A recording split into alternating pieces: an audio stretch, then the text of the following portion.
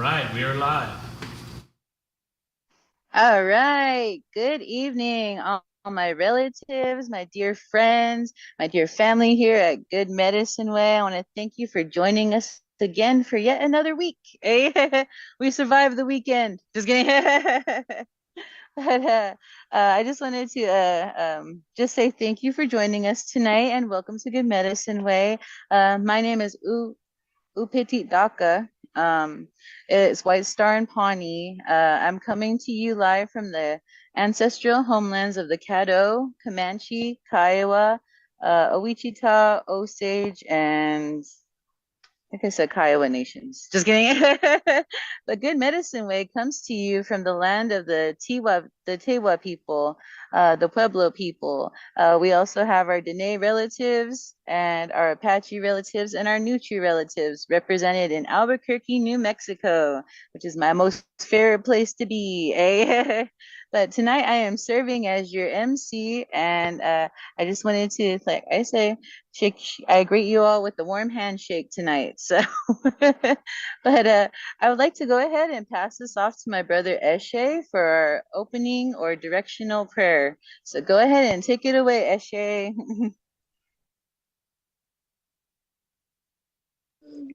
Thank you.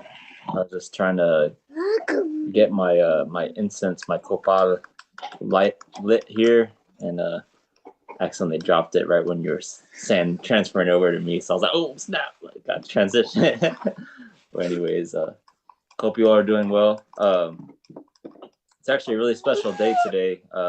Trying to follow more of the traditional practice of some of my ancestors on my father's side, the Maya nations, and this is actually our new year. And the Maya peoples are known as the timekeepers, as they refer to themselves. A lot of people know about the calendars, but there's a lot of meaning to each day. So it's a really special day. But I actually learned some new recent things that I added to my prayer, and you'll kind of see it reflected in the elements today as well. That kind of implements that state of reciprocity and rootedness and what we are dependent on. So, without further ado, we will begin. We're going to start in the east. So, if you all want to find east, we'll start in the east. Light bearer, we now face the east. We thank you for a new day and a new beginning. We thank you for fire, which gives us warmth, light, and protection, and for our inner fire that is rejuvenated each new day through your spirit breath. We remember the days of old when our ancestors would gather around the sacred fires, and remember that we are human beings made for a relationship with all of our relatives. We ask that whatever parts of our being need light, that you would shine your life-giving spirit on us, just as Father Son shines life-giving light on us each new day, and for the whole 365 days of the year. Bring light and wisdom to our life's journey, so that we may not walk in darkness, but walk in the light in a good way. And life-giving spirit, we now face the south. We thank you for the gift of healing and adaptability. We thank you for the waters of life which nourish our beings. We know that without water, we would die very quickly, and so we give thanks for this element that nourishes us. Help us to care for the waters of life. We ask that you would show us how to be fluid like water, so that when new or difficult situations arise, we can navigate them in a good and healthy way. Bring abundance to our lives so that we can channel your abundance and life to the nations around us. And great healer, we now face the west. We thank you for the night as well as for the day. We thank you for bringing to light what would have otherwise remained in darkness. And also thank you for the challenges of life that increase our dependence on the light. We know that seeds germinate in the darkness of the earth, and the soil that we live with is life-giving. We are thankful for the soil and ask that we will sense our responsibility to keeping the soil well and healthy for the next 7 generations and for all of creation. We ask that whatever arises also that is negative, that you would give us clarity to know how to end toxic cycles that don't serve you or the community of creation. Bring rest to our spirits and resolutions to the cycles that we encounter, just as we and our relatives rest when the sun sets each new day. In rescuing spirit, we now face the north. We thank you for the spirit of the wind, which breathes life into all of us moment by moment. We thank your life-giving breath for resurrecting the parts of us that were dying and dead. We know without the wind, the air, your spirit breath, we would die within minutes. We are thankful for the air and the winds of life that nourish us and all of creation. Help us also to care for them. We ask that our minds and hearts would be nourished and kept well. We ask for good thoughts and for protection from the crooked ways of Coyote, and also ask you for a blessing and guidance to those who we perceive to be our enemies. Bring your protection and purifying presence to revive what needs healing and new life, just as the winds blow the dead leaves from the trees so that new leaves can grow in their place. And spirit which comes to us from Grandmother Earth, we thank you for supporting us and feeding us throughout our lives. It is said that when we separate from the womb of our human mothers, you take the place as nourisher and supporter as our grandmother, the earth. We ask that whatever creator you would have us to do with our hands and feet to usher in the new creation and the present creation, for all our relatives, that we would hear and respond to your voice. We ask you to help us and take pity on us, have compassion on us as human beings, so we can use the gifts you provide us in a good way in order to bring more life into the world. And spirit which comes to us from Father Sky, we thank you for the blessings of life, Creator, and we thank you for being near to us and speaking with us moment by moment. Remind us of your power when we grow weak, communicate to us with your love, and grow our hearts soft so that we can be like a hollow bone that is clear. In Ahane, let it be so. All right. Thank you, Eshe, for the Howling Crane original. Just kidding. But yes, it's always great to hear the directional prayer for all that is surrounding us and to get us closer to Creator. So thank you, brother, for that. Thank you. All right, then I will be handing it over to our Brian for the songs that are opening songs. Our opening song. Hey. So go ahead and take it away, Brian. All right. We'll be doing Jonathan Miracle's song, sort of. I adapted one of his songs because it was one that he sang mostly in Mohawk. And then I added some other words because I liked having a more complete package. But here we go. You can sing and drum along in your own space.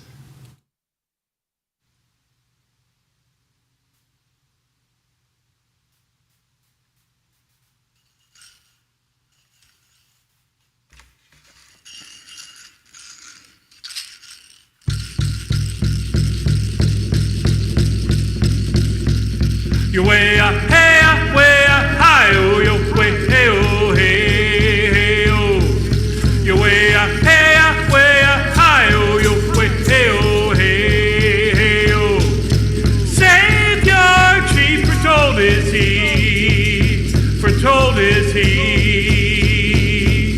Savior chief, foretold is he, foretold is he. Yo way up, hey.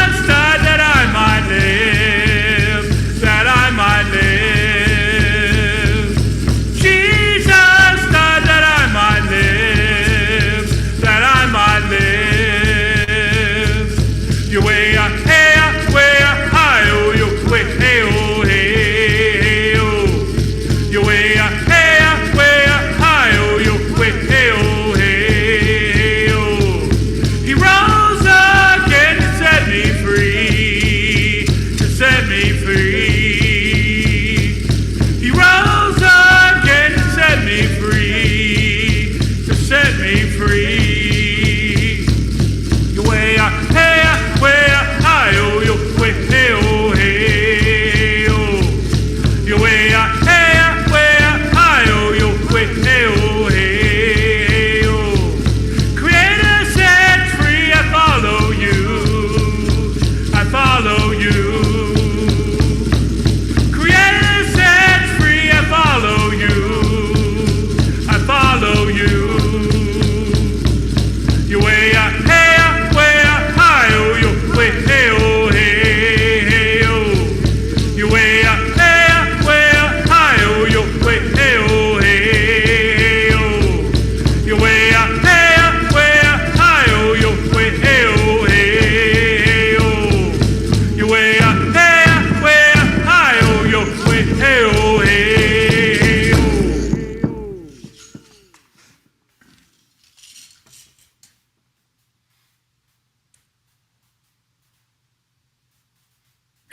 All right, round of applause. That sounded absolutely amazing. Amazing, eh? But yes, thank you for that. That was a very beautiful John Miracle song, correct? That's what you said. Hey. Yes, that was absolutely amazing. So, okay, I will go ahead and hand this over to Joe Lopez for our creation insights. During our creation insights, we just kind of we basically commune with nature. Right? I'm just kidding. No, we talk about things that creator has put into our hearts for this week. So what we've seen and how we can share it with one another. And that's basically what our creation insights is. So I want to go ahead and hand it over to Joe Ronimo, Joe Lopez. So go ahead and take it away. Thanks. Now I just want to laugh. It's funny. um, so, hi, my name's Joe Lopez, and I'm coming to you from the homelands of the Tongva here in Southern California, Southern Los Angeles. I'm a guest here. My people are from central New Mexico there, and Arizona and northern Mexico. So I got a good one this week. This was fun. So I have a sage plant I put in the front yard, just a little baby, but it grew huge. Like in 1 year, the stalk is like this big. And but because the sun's low, it started leaning, and so it was touching the neighbor's car. And so I was like, oh no, like it's gonna get broken or the neighbor's gonna get mad. So I said I need to move it. So I started digging it out, and I was getting the roots. I think I have the I was digging it with this and following the roots and separating out all the dirt, and because I was going to put it in a different spot so it was safer. And then I like slipped and I stabbed my hand like really bad. Like it was scary. So I was like, okay, I need to slow down. So I like went and took care of my hand, and I said, okay, well, I just need to sit here for a minute and calm down, relax, pray a bit, and then continue to move my sage. And so everything went fine. I went to go move it around, and I was kind of kneeling there and arranging the dirt, and I lit some tobacco, and so I'm sitting there on my knee, and I see out of the corner of my eye like a little movement, and I hear little nails on the sidewalk. So I was like, oh, there's like a dog or something. And I turn and I look, and like 2 feet from me is this skunk. And he just looks at me like, what are you doing here? And I like, it's a skunk, right? I ain't gonna mess with a skunk. So I get up and I'm like, go away. It's okay, go away. And he was like, oh, you're really tall. Like I stood up, right? So he ran away, and I made sure he got across the street okay. But yeah, I don't know. I was just laughing at myself, like okay, I stabbed my hand. I almost got sprayed by a skunk to just move the sage. And I was kind of taken like back for the skunk. They're pretty, things don't like to mess with them, but so they're like, they have their stink, right? And they know they knew who they are. even though things are tall or big or they have teeth or but they still know who they are. And yeah, I was just that's kind of what I was taken away from. Know who you are and don't stab your hand, I guess. That's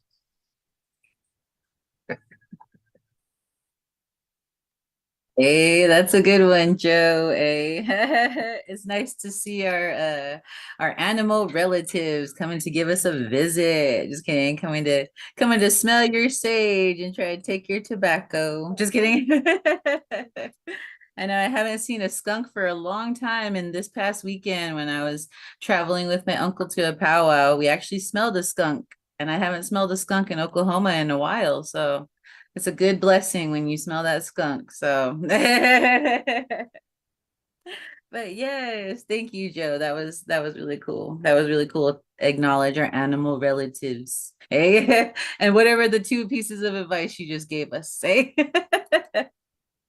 But yes, all right. So now we are going to be moving into our Creator's Prayer, read from the First Nations version of the Bible. It's written, or it was put together by Terry Wildman, giving it a shout out. So I'm gonna go ahead and hand this over to Brian. So yeah, take it away. Hey. So yeah, tonight's another night where we read through it. And Leah McCoo sent me a message earlier, and she had like a super busy and full day and wasn't sure if she was going to make it. And I don't see her on, so we're on our own for the sign language. So so you guys can try to do it as best as you remember, as best as you can, and we'll read through everything together. Yep. Okay. Everybody here, she's pretty good at it. So, I follow him most of the time. I know all the things that have to do with food. Those are the ones I remember. All right. Creator sets free shows us how to pray. Okay. Oh, great Spirit, our Father from above, we honor your name as sacred and holy. Bring your good road to us, where the beauty of your ways in the spirit world above is reflected in the earth below.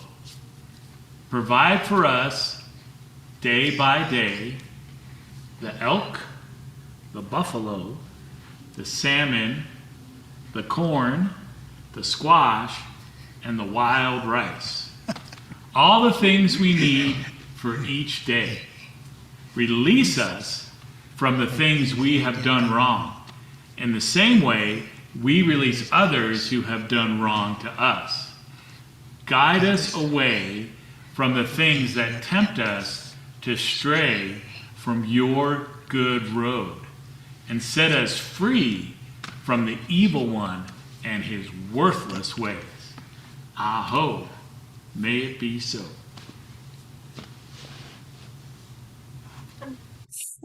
All right, so I forgot. I definitely was not keeping up. But I did see some of our relatives trying to work through it. So hopefully Leah will be proud of us. Say. I figure I usually have about like every fourth or fifth word. So I figure as long as we're all remembering different words, then collectively we have it all together.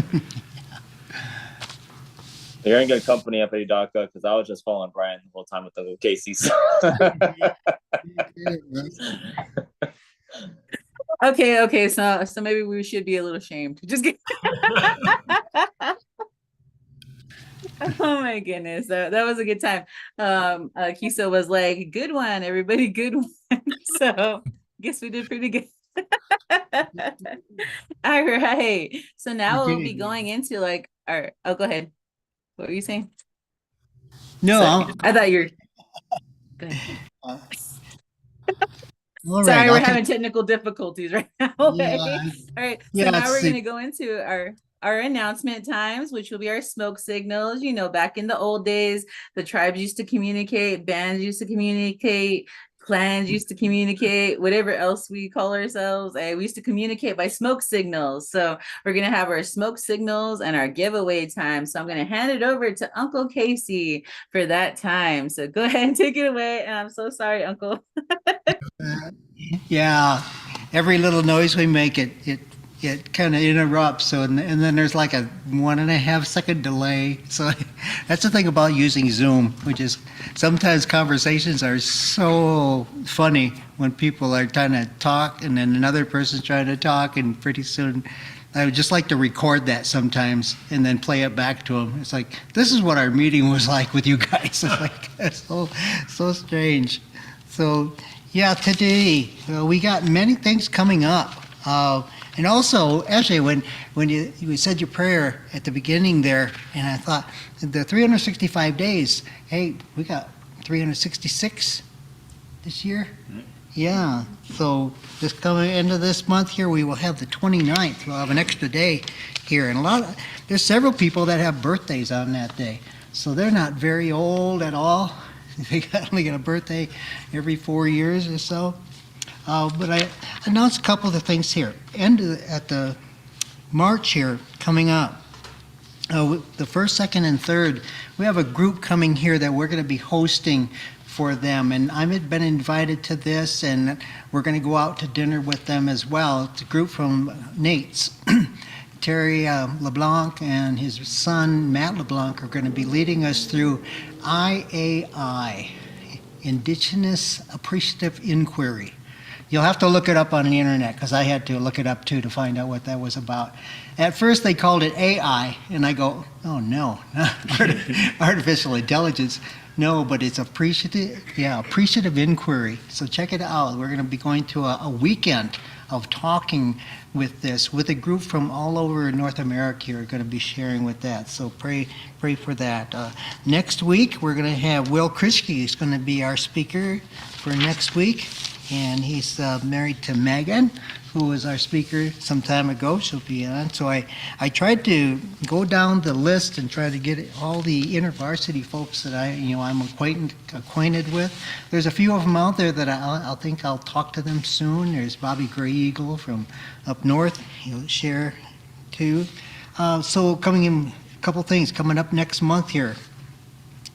We just got this invite of some folks that are going to be coming our way here, and they're from the Rio, RIO, Texas conference and the New Mexico conference, are going to be bringing all of their leaders here, all of their superintendents are going to be sharing with us here on the 18th. So that evening, that'll be a big evening that evening. If you come on, one thing I'd like you to start in doing when you come on and you're part of the service is say where you're from, and that group there will just kind of really see, like, wow, you got South Carolina and you got Oklahoma and you got LA.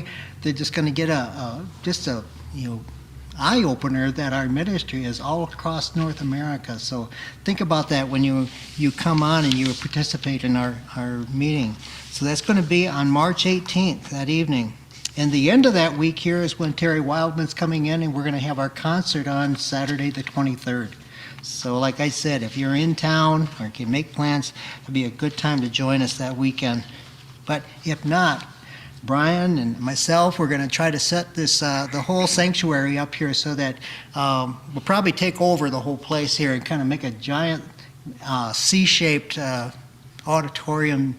And then everything you see here, we're going to be working on our displays here to make it really stand out.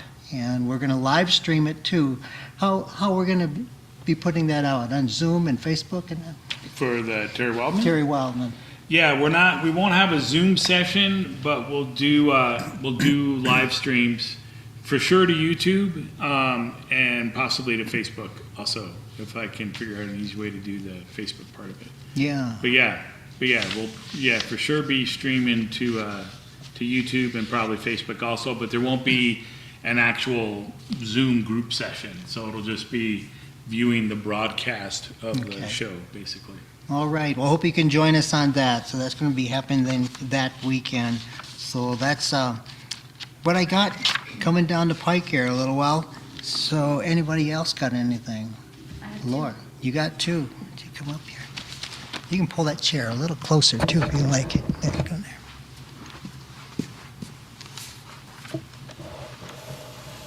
Right here. Yeah. Hello. Yeah, the end. So feels like I'm on a hot seat. I'm going before an interview. Good evening, everyone. I would like to let you know that tomorrow will be my 5th session where I have been offering and facilitating Sewing 101 to Native high school students here in the Albuquerque Public School. And so the young men are sewing vests, and several young ladies will be completing their ribbon skirts. So that is an event that has been hosted in conjunction with the Albuquerque Public School Indian Education Department. And then the second announcement that I have, in asking everyone if you could please be in prayer for this, is I will be hosting and facilitating along with a behavioral health specialist next week. It starts next week. It's called the Circle of Healing, Gently Unwrapping Trauma Through Community Education. And myself and actually all of us here at Good Medicine Way, we have gone through a training I think about a year and a half ago or so. We went through a training called Triumph Through Trauma. And now, through funding that we received from the United Methodist Church New Mexico Annual Conference area, they have provided the funding, and I will be facilitating an 8-week program. And it's a small group for Native women. It's going to be here in Albuquerque, and it will be in person. So there is, we're going to be talking and sharing and doing some interactive activities, but we're going to look at all facets of trauma. And I feel, trauma is such a traumatic word, and so I decided to change the title to Circle of Healing. So if you could please be in prayer for us as we get started. I have several women that have contacted me to be interested to attend, and I met another person. I was at a store, and she was at one of our other Sewing 101 classes on a Saturday, and we had a little chat, and I invited her to come. So that's going to be starting February 27th at 6 p.m., and it would run every Tuesday for the next 8 weeks. Thank you. Yeah. All right. You got the Leah's book. I do. So, Tuesdays is our general book club. Yes, I'll announce that right after. Okay, but on Thursdays, the women's group meets, and the reason I'm announcing it, and you may have noticed that there's not somebody here, is because Leah recently got a job at a Navajo. It's kind of like a preschool, but they call it a language learning nest. So it's a preschool specifically for Navajo people, and at the preschool they use Navajo language 100% of the time.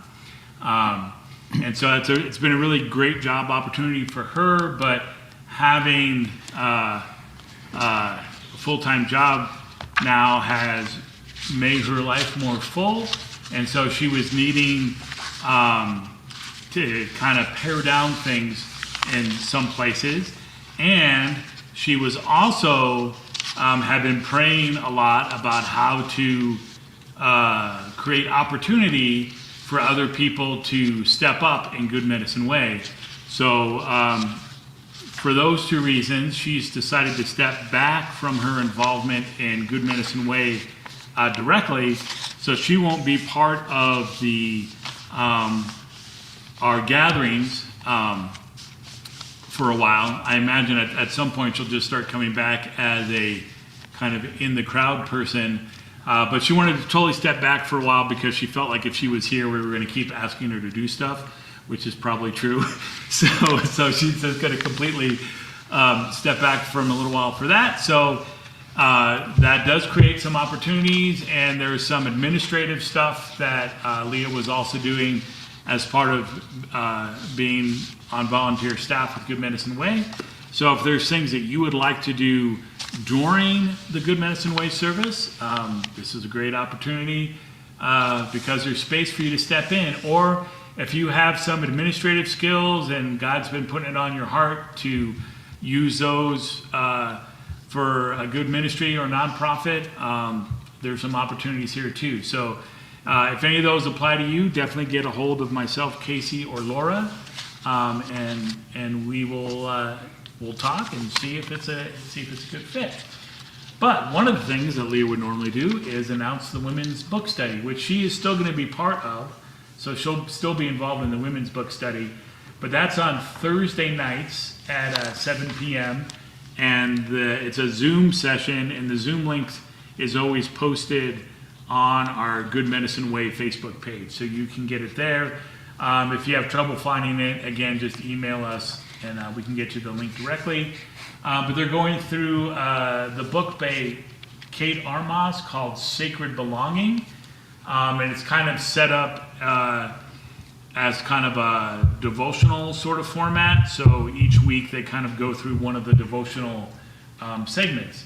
And so it's it's a really cool concept book about kind of bringing together our modern understanding with traditional knowledge and balance, and how do you bring all those together and walk in a good way in the world in which we now inhabit. So it's a really cool book. So yeah, for all the women, I would really encourage you to get involved with that. And that's Thursday nights at 7, and on Tuesday nights.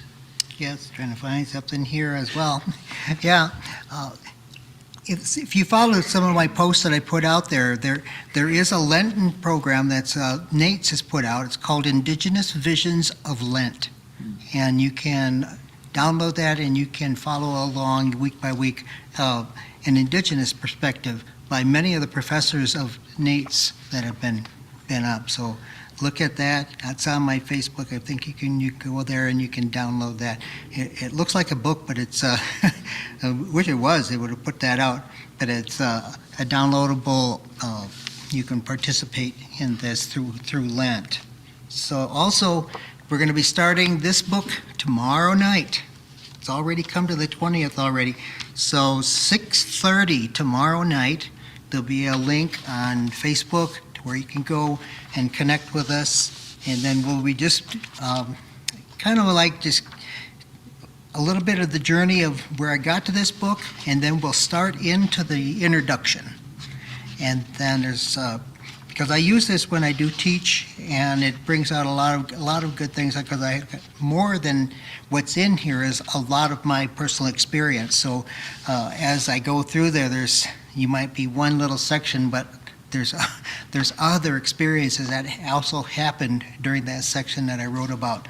So there's things with Richard Twist that we'll be talking about for the first introduction here. So that's tomorrow night at 6 o'clock. I think I had one other, but I think, nope. Just got back from Toronto, and I'm so glad it's warm down here. It was so cold up there. It was like, 25 degrees all the time. And that was the high, And boy, I was just suffering. But all I had to do is go from one room to another room into the car. So I tried to stay warm the whole time. So they're all going to be coming down here, and I can just imagine them coming down here like years ago. Cheryl Bear and her family came down here, and all the boys. It was so cold out, but they were in t-shirts and shorts, almost sandals, because they were so used to the cold. So that's what I got here. So our smoke signals. All right, we do have Karen. Yeah. So All go right. ahead, Karen. Go ahead. We signed the rental for the church today, so we have a date for March 23rd, Saturday. And so if you're in Michiana during that time, you are welcomed. And you can contact me. I'll put my email in. You can contact me and I'll tell you where your location is. Yeah, depending on the time, you might be able to share with them. They could catch a little bit of our live stream of the concert. So Live stream doesn't start till evening, correct? right, you guys Yeah, will be. we will be done by 5. So just let them know. You might be able to share that with them if they want to experience Terry Wildman's concert with us, and we'll just kind of make note. And if we see people coming on, we'll say, hey, hello to you guys then. All right. Thank you. All right. Anything else? I think we're good. All right. Okay, Petadaka.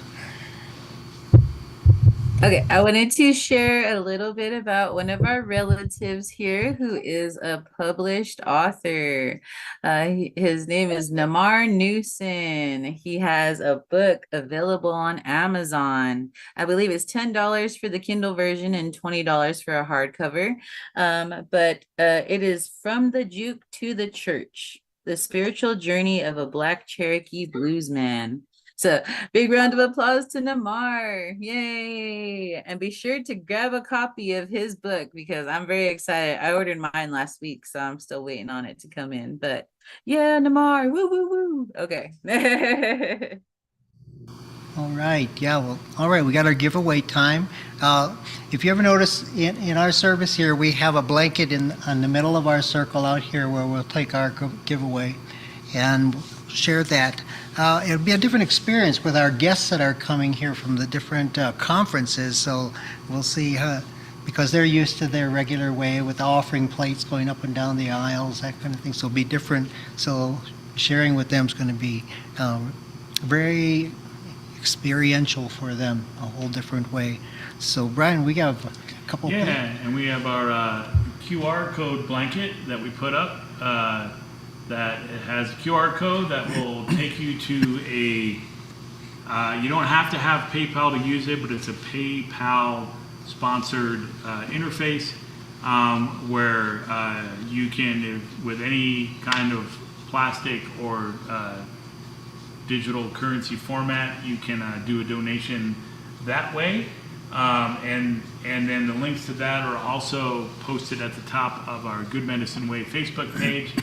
And if you'd like to give without plastic or a digital format, you can just shoot us an email or give us a call, and we'll figure out a way to get you hooked up. And then also, you can give in other ways if you have gifts and talents of any kind. For instance, last week, Shane gave us this great bundle of juniper that we're letting dry out, and then that we'll use for smudging in some of our ceremonies later. So there's things like that, or when we do a song for the giveaway time, that's a song that is doesn't have to necessarily be like a native specific kind of thing. So that's an open-ended thing, and we've had other people share. Past couple weeks, Liam McCoo brought a song.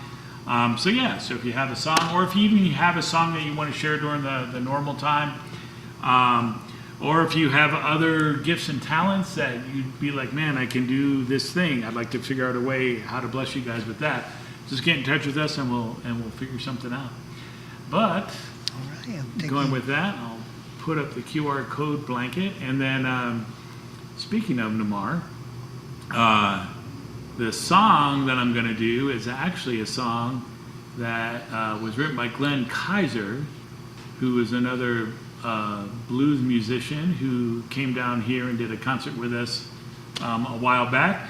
But it was funny. Glenn called me out of the blue the other day and was like, "Hey, I've been doing this research on blues music and Native people. Do you know someone who I could talk to?" And I was like, "Yes, I do." And I hooked him up with Namar. So hopefully he and Namar are having some vibrant conversations. But anyway, you're not gonna have the words because we have our QR code blanket up. But this is a song kind of written in kind of classic gospel style. So the chorus just repeats "We are surrounded" a lot of times. And so it works where like I'll sing "We are surrounded" and then there'll be enough space where you can echo "We are surrounded." And that happens 3 times, and then we sing "We are surrounded by the witness cloud" together. And then I'll do a couple verses, and then we'll do the chorus again, and a couple verses in the chorus. And so yeah, so feel free to sing along at home if you can catch on and people here have the words. And I'll do it with a rattle instead of a drum. Leah kept using rattles, and I thought that sounds kind of cool that way, so I'll use that. We are surrounded. Oh, hold on. Oh.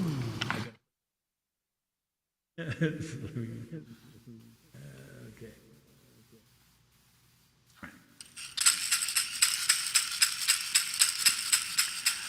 We are surrounded. We are surrounded. We are surrounded.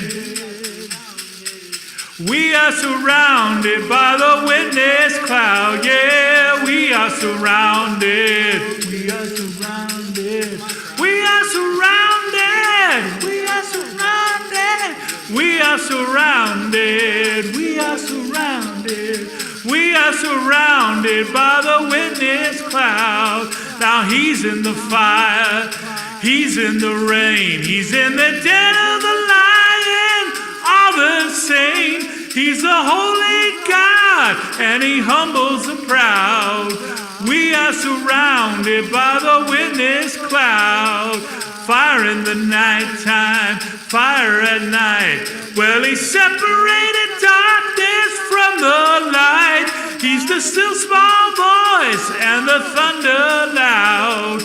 We are surrounded by the witness cloud. Yes, we are surrounded. We are surrounded. We are surrounded. We are surrounded. We are surrounded. We are surrounded. We are surrounded by the witness cloud. Oh, don't deny him. He knows your name, and he knows your history, and through what you came. He gave us the witnesses above and around. We are surrounded by the witness cloud. Drop all the weight of the sin and the shame, and don't be entangled with worldly gain. Those who came before form your resilience now. We are surrounded by the witness cloud. Yeah, we are surrounded. We are surrounded. We are surrounded. We are surrounded by the witness cloud. Receive his mercy, he's coming down with the host of heaven and the witness cloud. We are surrounded. We are surrounded. We are surrounded. We are surrounded. We are surrounded. We are surrounded. We are surrounded by the witness cloud. We are surrounded by the witness cloud. We are surrounded by the witness cloud.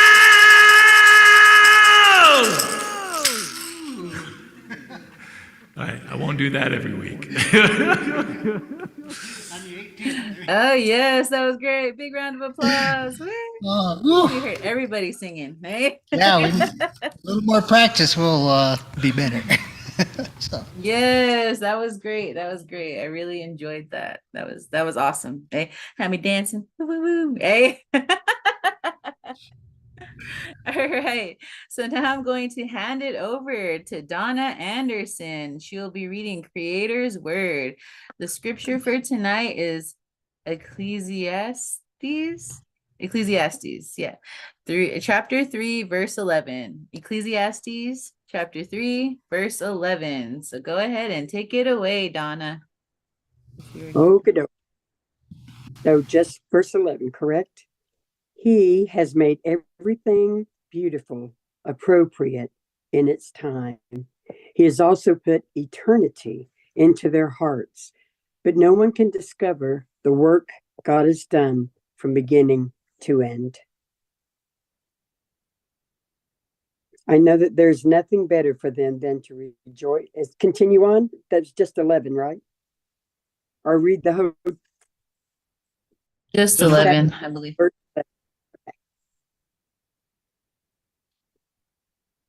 Okay. Thank you, Donna. Thank you. Thank you. Thank you That's very all. much.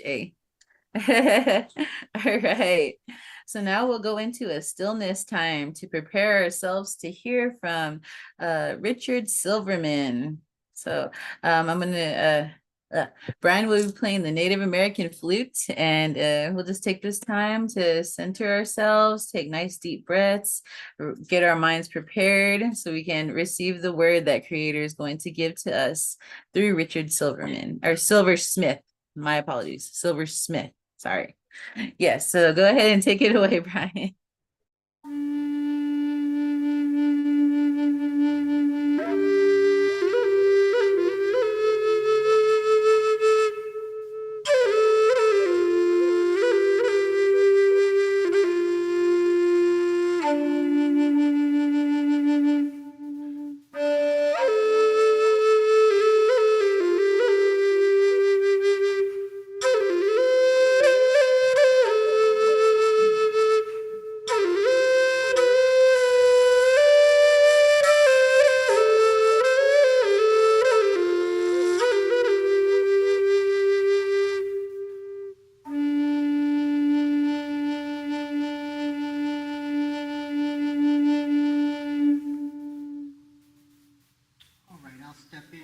Now, and our speaker tonight is become a good friend over the years here. He's like me, he's a little bit older, but we both get out there and we like to jog. That's what he and I got something in common here, so I like doing that. And we lose him. Hang on there, we'll give him a chance to come back on here if we push the wrong button or something. All right.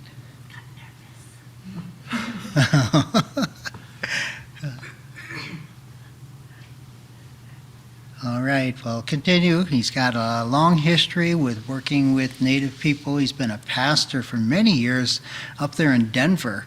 He had a nice church. The first time I met him was during that time at his church there in Denver.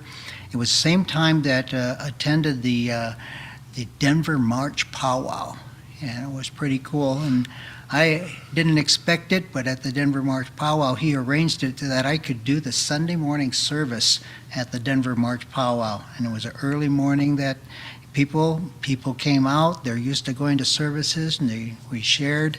So I'll keep rattling on here until he comes back here, so no problem doing that.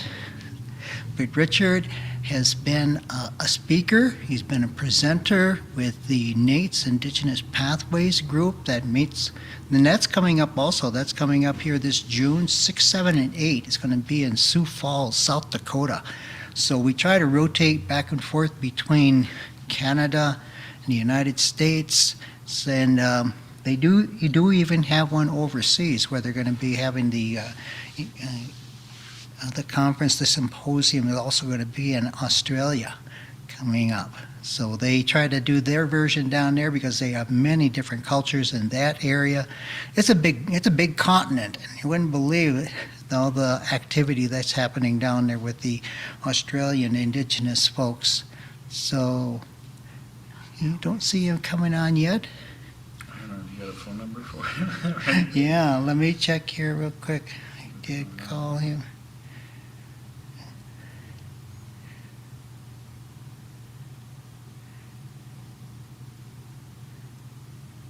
I'm still singing in my head. We are surrounded. Just kidding. That was a really good song. I really do enjoy. That was Glenn Kaiser, correct? Calling Yeah. him now here. So Yeah, that was a song that I believe Glenn wrote that, and he just wrote it in the style. okay, we're waiting on you. We're filling in space here. Well, go ahead and keep working on it there. We're waiting on you here. Okay.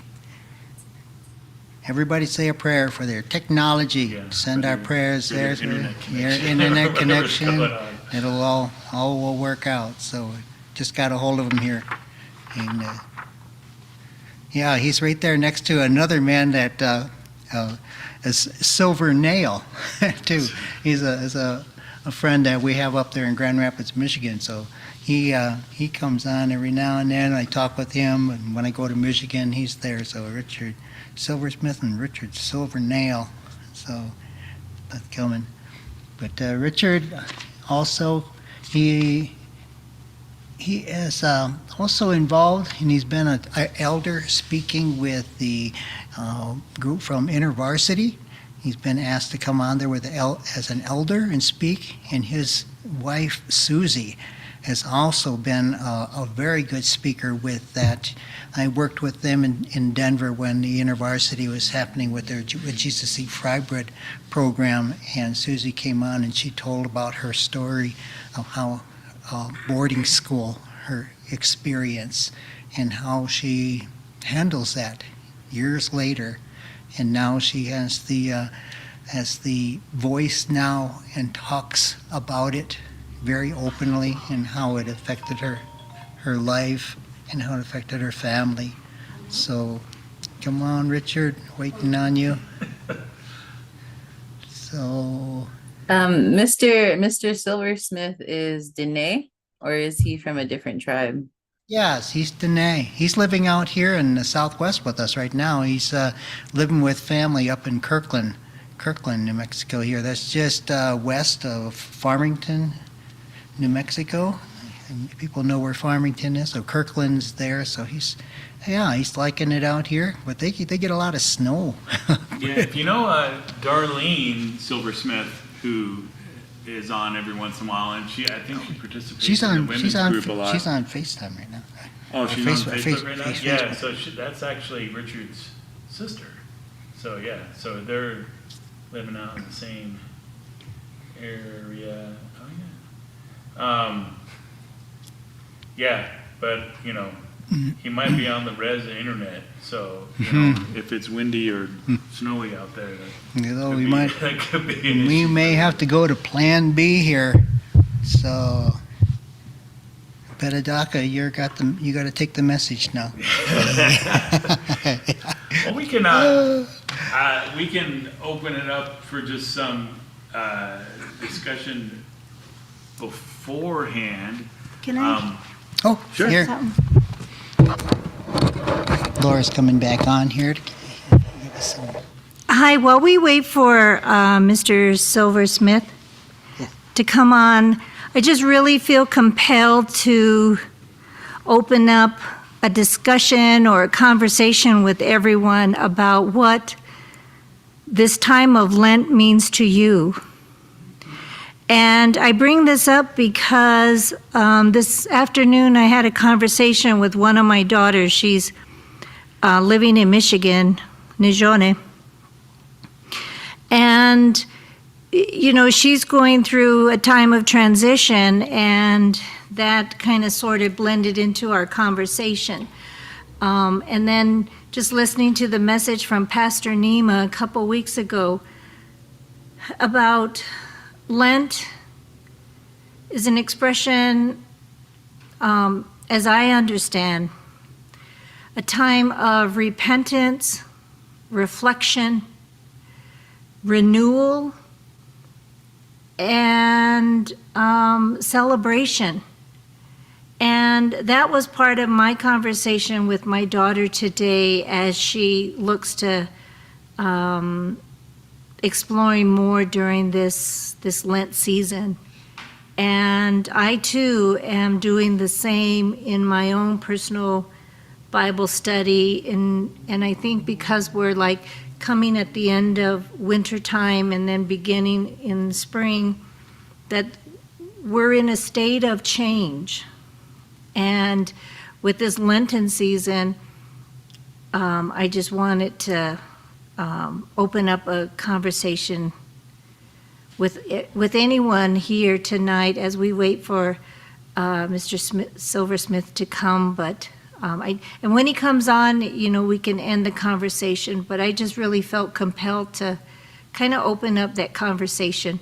So I'll leave it open to anyone who would like to share in terms of how you're entering this Lenten season, or what it means to you, or your changes of feeling I've been in a dormant stage and now I'm like, I feel rejuvenated. I'm coming more alive. Sister, could I add that I was just talking with my son today in a similar fashion and just encouraging him, because what it's meaning to me this season, what Father, Creator is really pressing on my heart.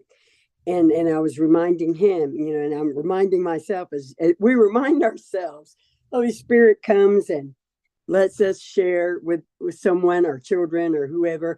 And at the same time, he's reminding us at the same time.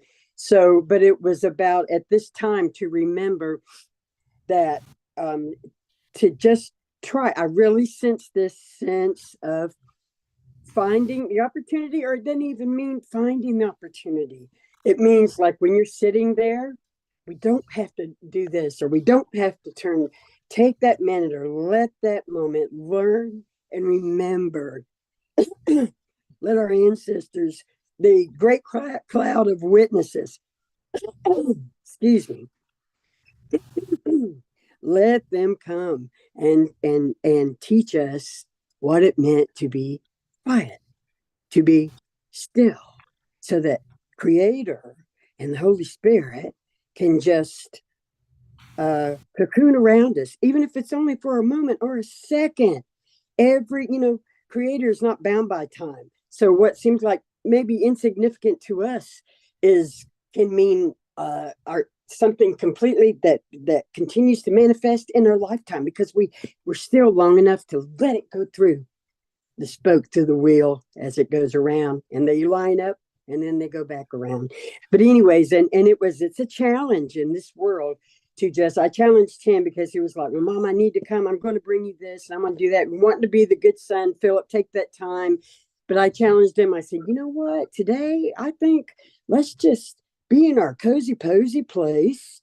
And you bring me by something, drop it off, come up. I'll be in my good medicine meeting. You give me a kiss, you run out, leave me some chocolate, and we'll all be good. And then you go back and rest and just practice being quiet.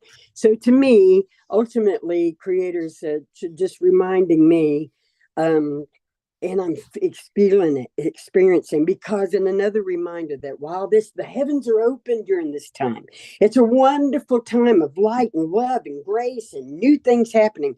At the same time, because of all the light going first, the darkness has to try to press in, but the light always overcomes the darkness. We don't have to worry about it, but be conscious. Don't let these things that are happening, like in Brother Joe's story, he was talking about, made me think of the Creator down there tending his plant, his sage that needed to be moved, or maybe allowed this or something to tenderly do in its roots or keep it from harm. And he just happened to turn around and see that skunk.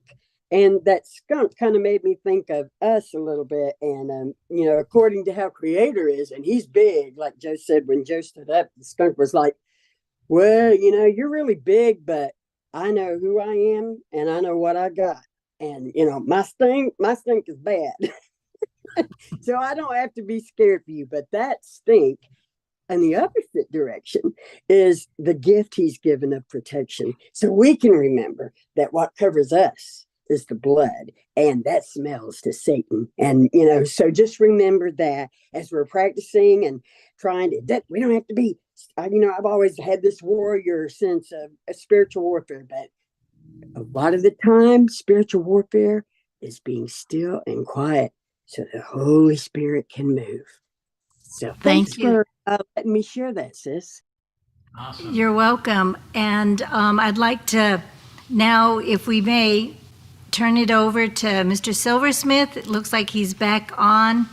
And I'll just turn it over to you now. But again, thank you, Sister Donna, for just expressing and sharing what was on your heart today. Thank you. Yeah.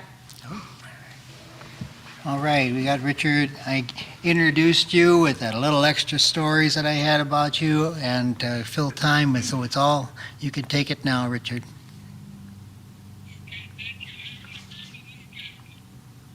Oh, your microphone's up. Yeah. We're not hearing you very well. Let me see. I'll call him again here. I can hear you on the phone, Richard, but not on the Zoom. Come on.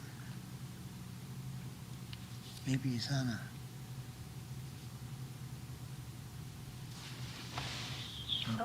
Okay. I put you on, maybe on my speaker? I don't know. I think he tried to hang up with you, but he hung up on the Zoom. Okay, go ahead and talk, Richard, because we got you on phone right now. Just phone by the microphone. Go He ahead. just put it by that one. Go ahead. Are you... Hung up. Turn up your volume. Oh, wait. I think. Okay, I have you on phone right now. Just keep talking.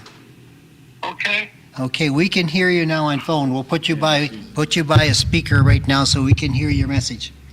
Okay. Go ahead.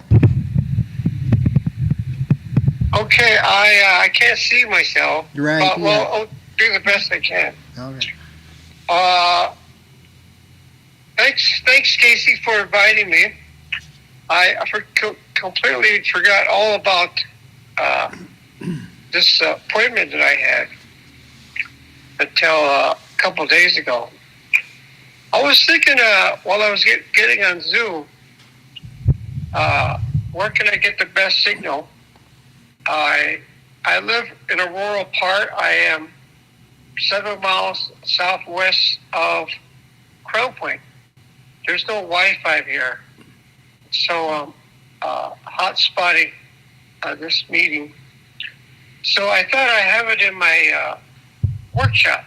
Most of you don't know that 47 years ago, I been on hiatus. I really was a silversmith for a while. But as a young man, I couldn't stand still. I'd like to show you my shop a little bit. You see it? No, you're not on our Zoom. We can only see you, We can only hear you. only hear you on my phone. Okay. Nice shop, though. Well, anyway, I'm getting back into jewelry. Oh. I want to tell a story before I begin. Why I picked this, how I picked this verse about eternities in our heart. So bear with me. I went to the Canadian Truth and Reconciliation, one of the many meetings with the First Nations up in Canada. And I went to a sharing circle of this elderly man. He was older than me. And he said something that I didn't really understand. And it took me a couple of years to figure it out, what he was trying to say. He said he was in a sweat lodge. And he got a vision.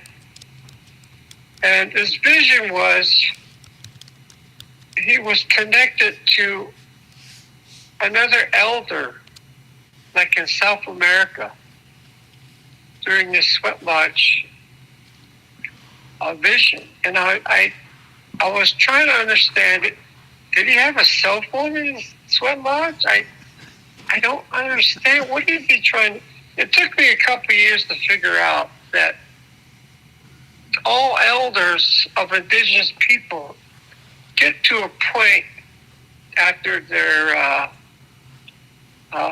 youth and middle age that it's not all about money. It's not all about material things. It's about someone else.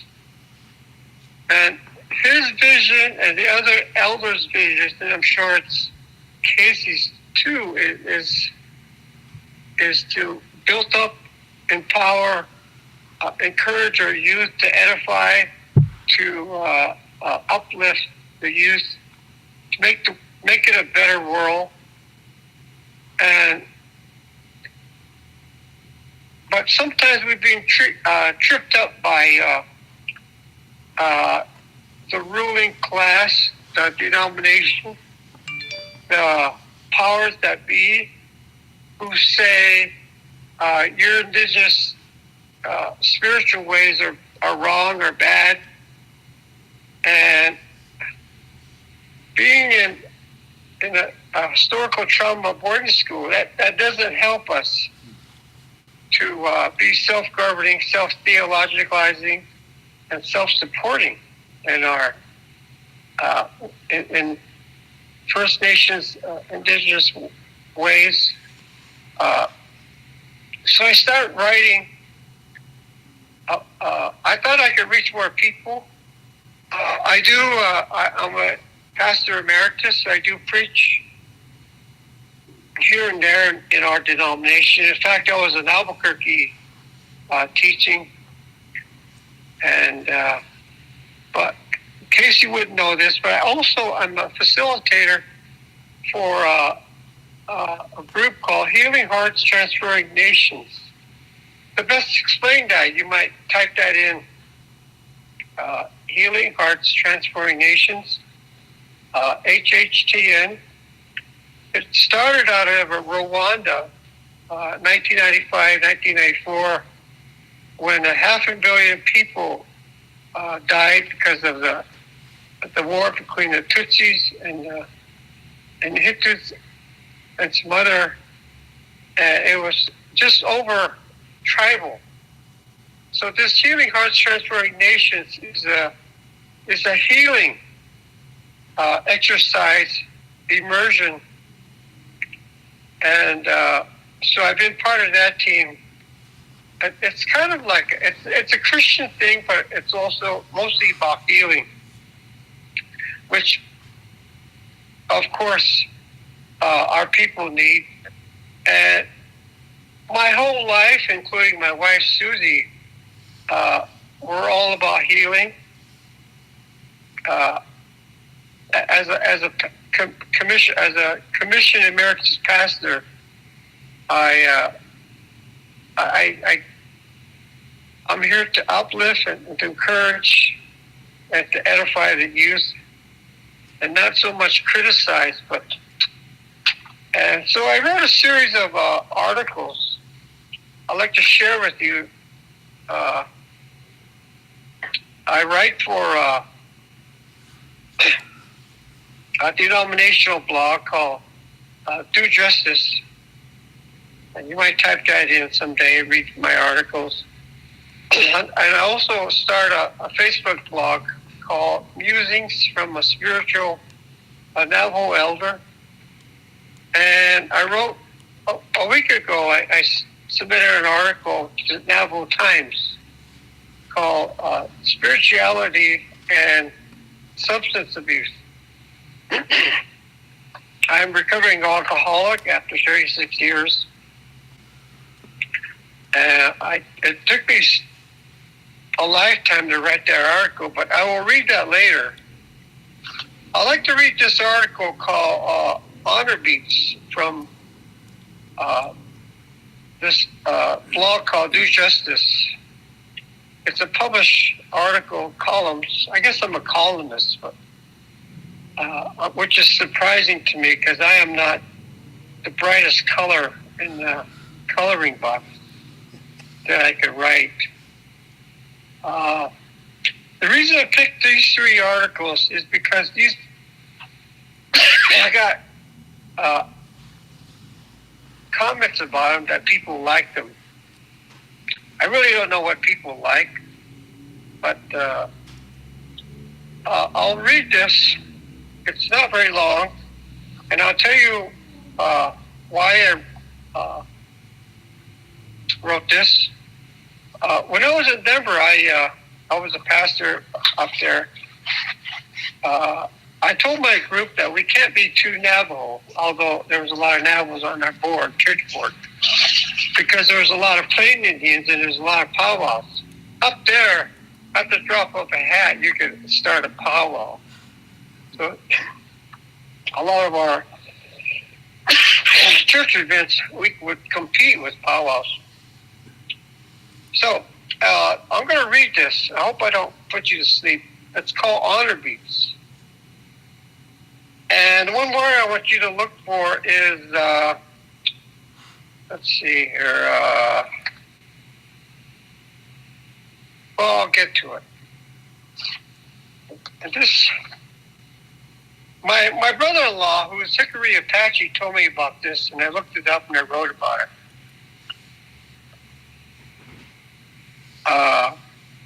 Okay, here I'm going to start. Called Honor Beats. I wrote this 4 years ago.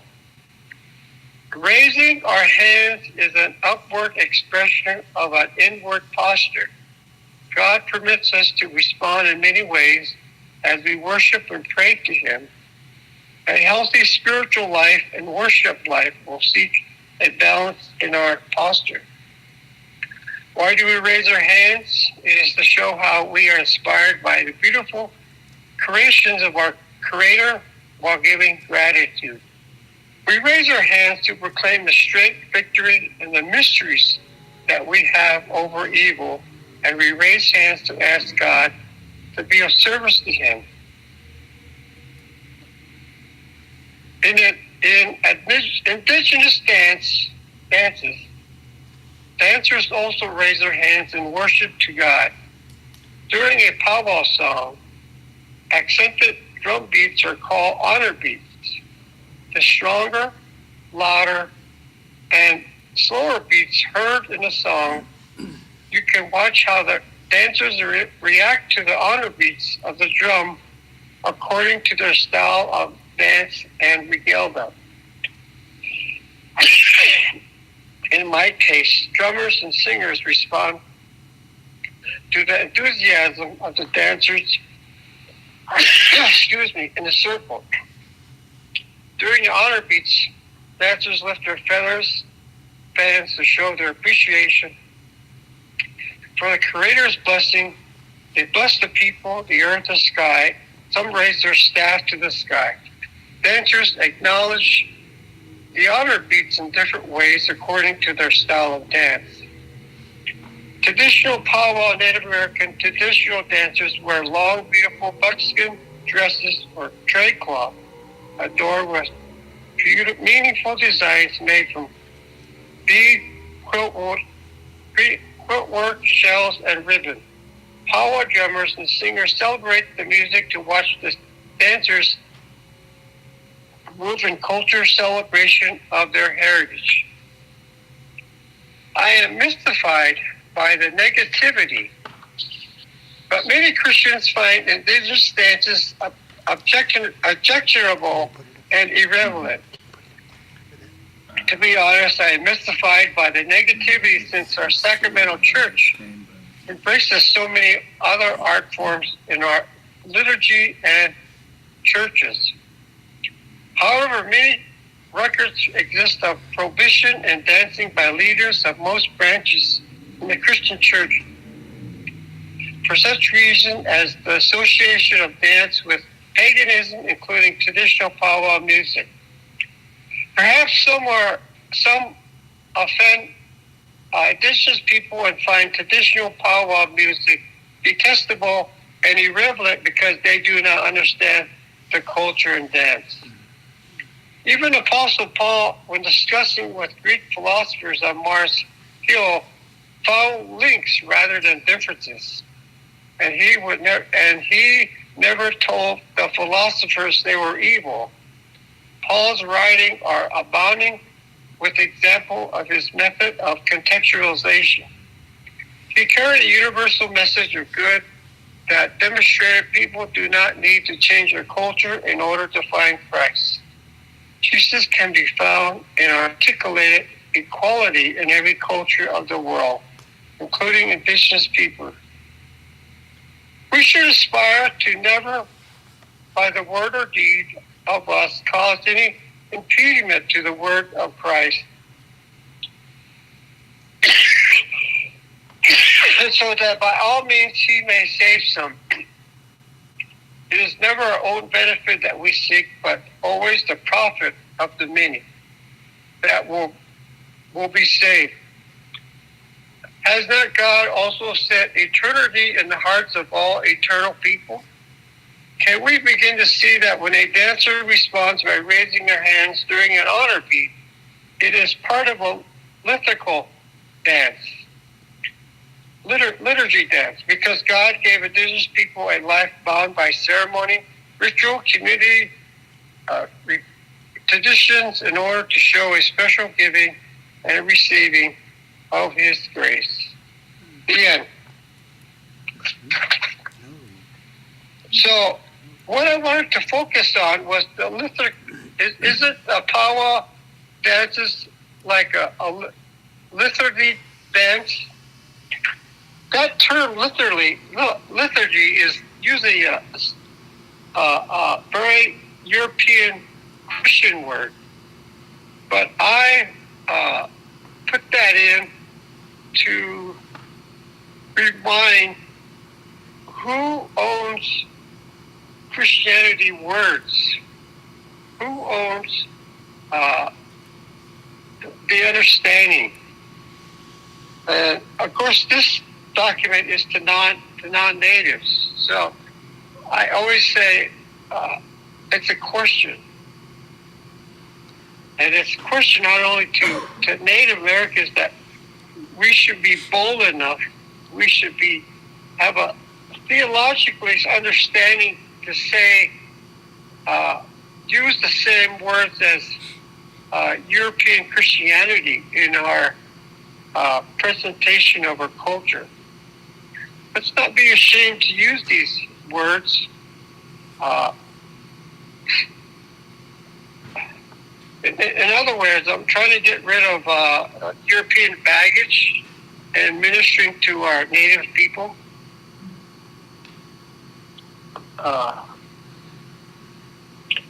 And again, Apostle Paul never said the philosophers were evil.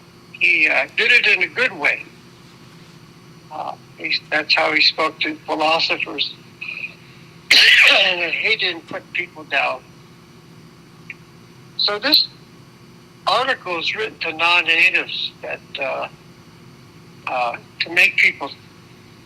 My denomination, I don't know. It's funny. They're overachievers. They think a lot of theology. Maybe your denomination is like that too. So, and also wrote this way because the Western Christianity does not have a clue on how to talk about contextual or culture evangelism, and they won't never have a clue unless we tell them. Any questions or thoughts? That's good.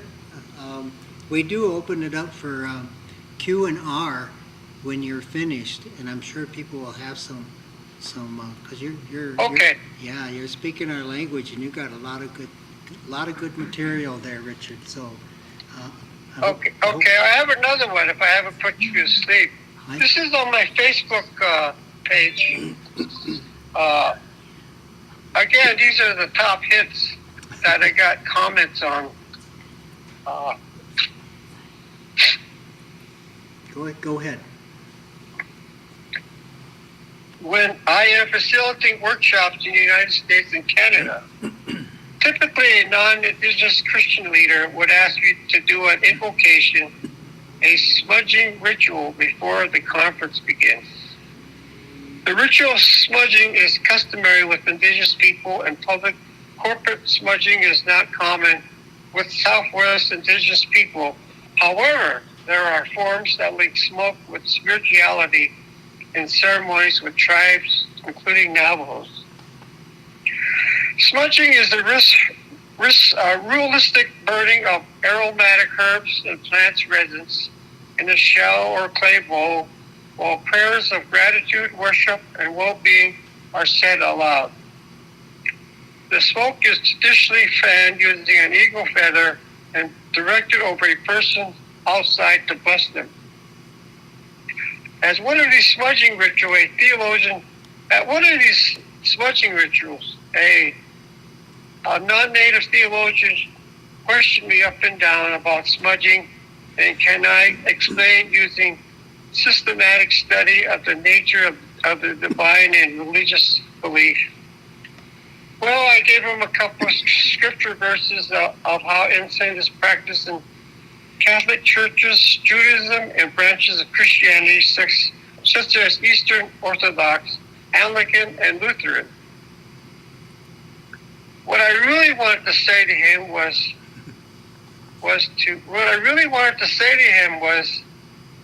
calm down, relax.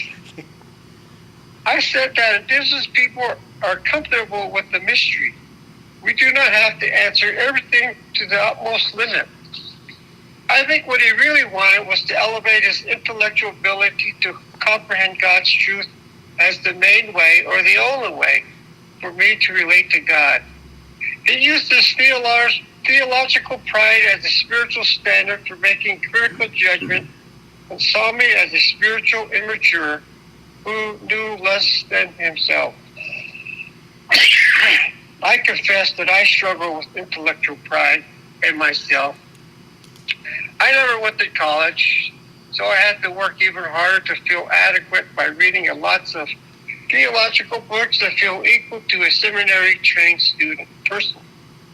My faith started to become more cerebral than emotional, which is unhealthy for a recovering alcoholic.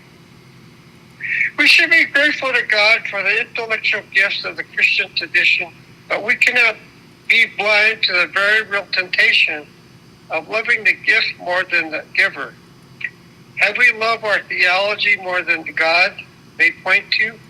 Are we so academically arrogant that we fail to learn from Indigenous Christians?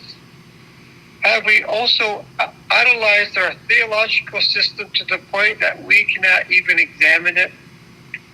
I believe God has a role for the theology in his divine mission. Thus, there is a need for all of us to repent and to worship our Creator. Probably a lot of you have met these type of people. I see that more in non-Indigenous seminaries, that there's an intellectual pride that they have.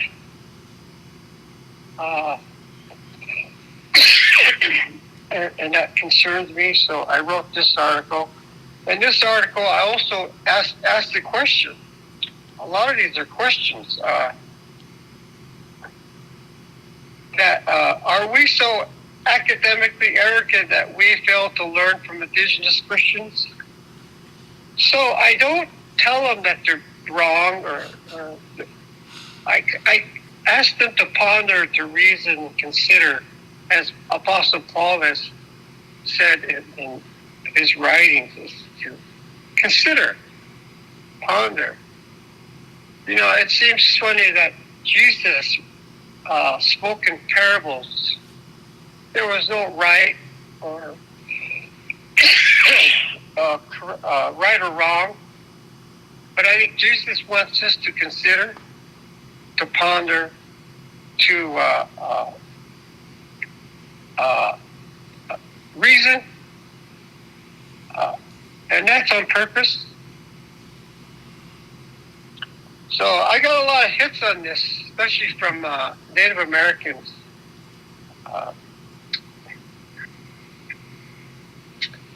And so I guess I'll save your question. The last one I wrote, it was published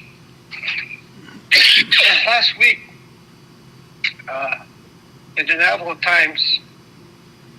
And I didn't know if they were going to put this in the guest columnist column, because the word sin is in this column and the word Jesus is in there. But they put it in because there's a lot of truth to it. There's a lot of truth to it because I was an alcoholic, and my last drink was 37 years ago. So I going through that trial of insanity, I could write to it, and I can write as an Indigenous people. This took me a long time to write, maybe 2 weeks. I would start. I redid it 5 times. So here we go. It's called Spirituality and Substance Abuse. Of course, our people, the Navajos, and like other indigenous people of the world, have a substance abuse problem.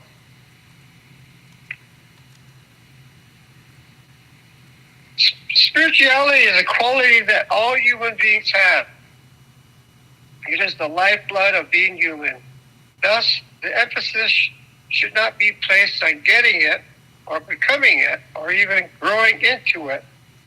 Rather, we should stress the need to discover it, to find spirituality within ourselves, to apprehend spirituality as a quality already given, and to realize that spirituality is part of what it means to be a human being.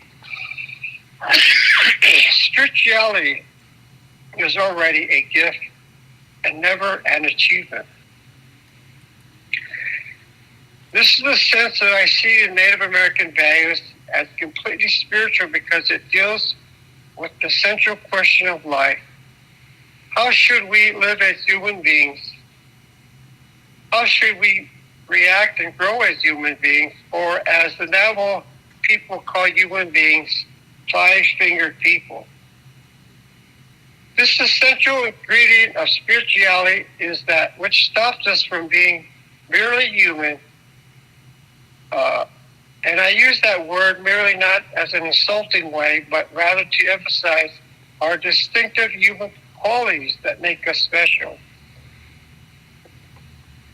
I want to recognize the glow. I want to recognize the glow of the divine that exists with all people, the handprint of the Creator that makes a person both unique and connected, that claims to have the mystery of God within. In fact, most First Nations or Native Americans would categorize themselves as spiritual persons. Here on the res, I have never heard of anyone calling themselves as a spiritual person. Perhaps they were rooted from birth to strive to be a spiritual person, human, by their parents and elders. People who have substance abuse in their lives throw a shadow on the concept of spirituality and hinder the ability to connect with the divine. People who have substance abuse can strongly affect an individual's level of spiritual awakening, hindering one's progress. Regular and heavy consumption of alcohol and drugs can numb spiritual intuitions and disconnect individuals from their inner self, which is detrimental to the structure and relationship.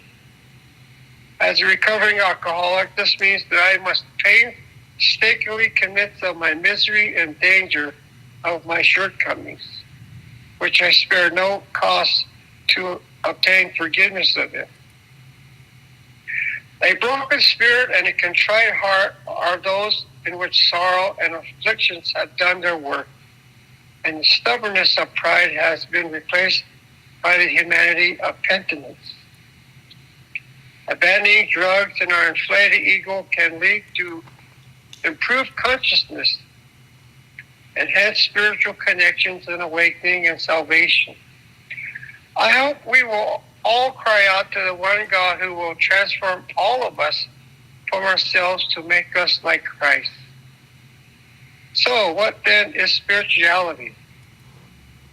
That which enables the growth of human values that are creative and necessary for a loving and healing community. Qualities like honesty, integrity, humanity, joy, humor, patience, and tolerance.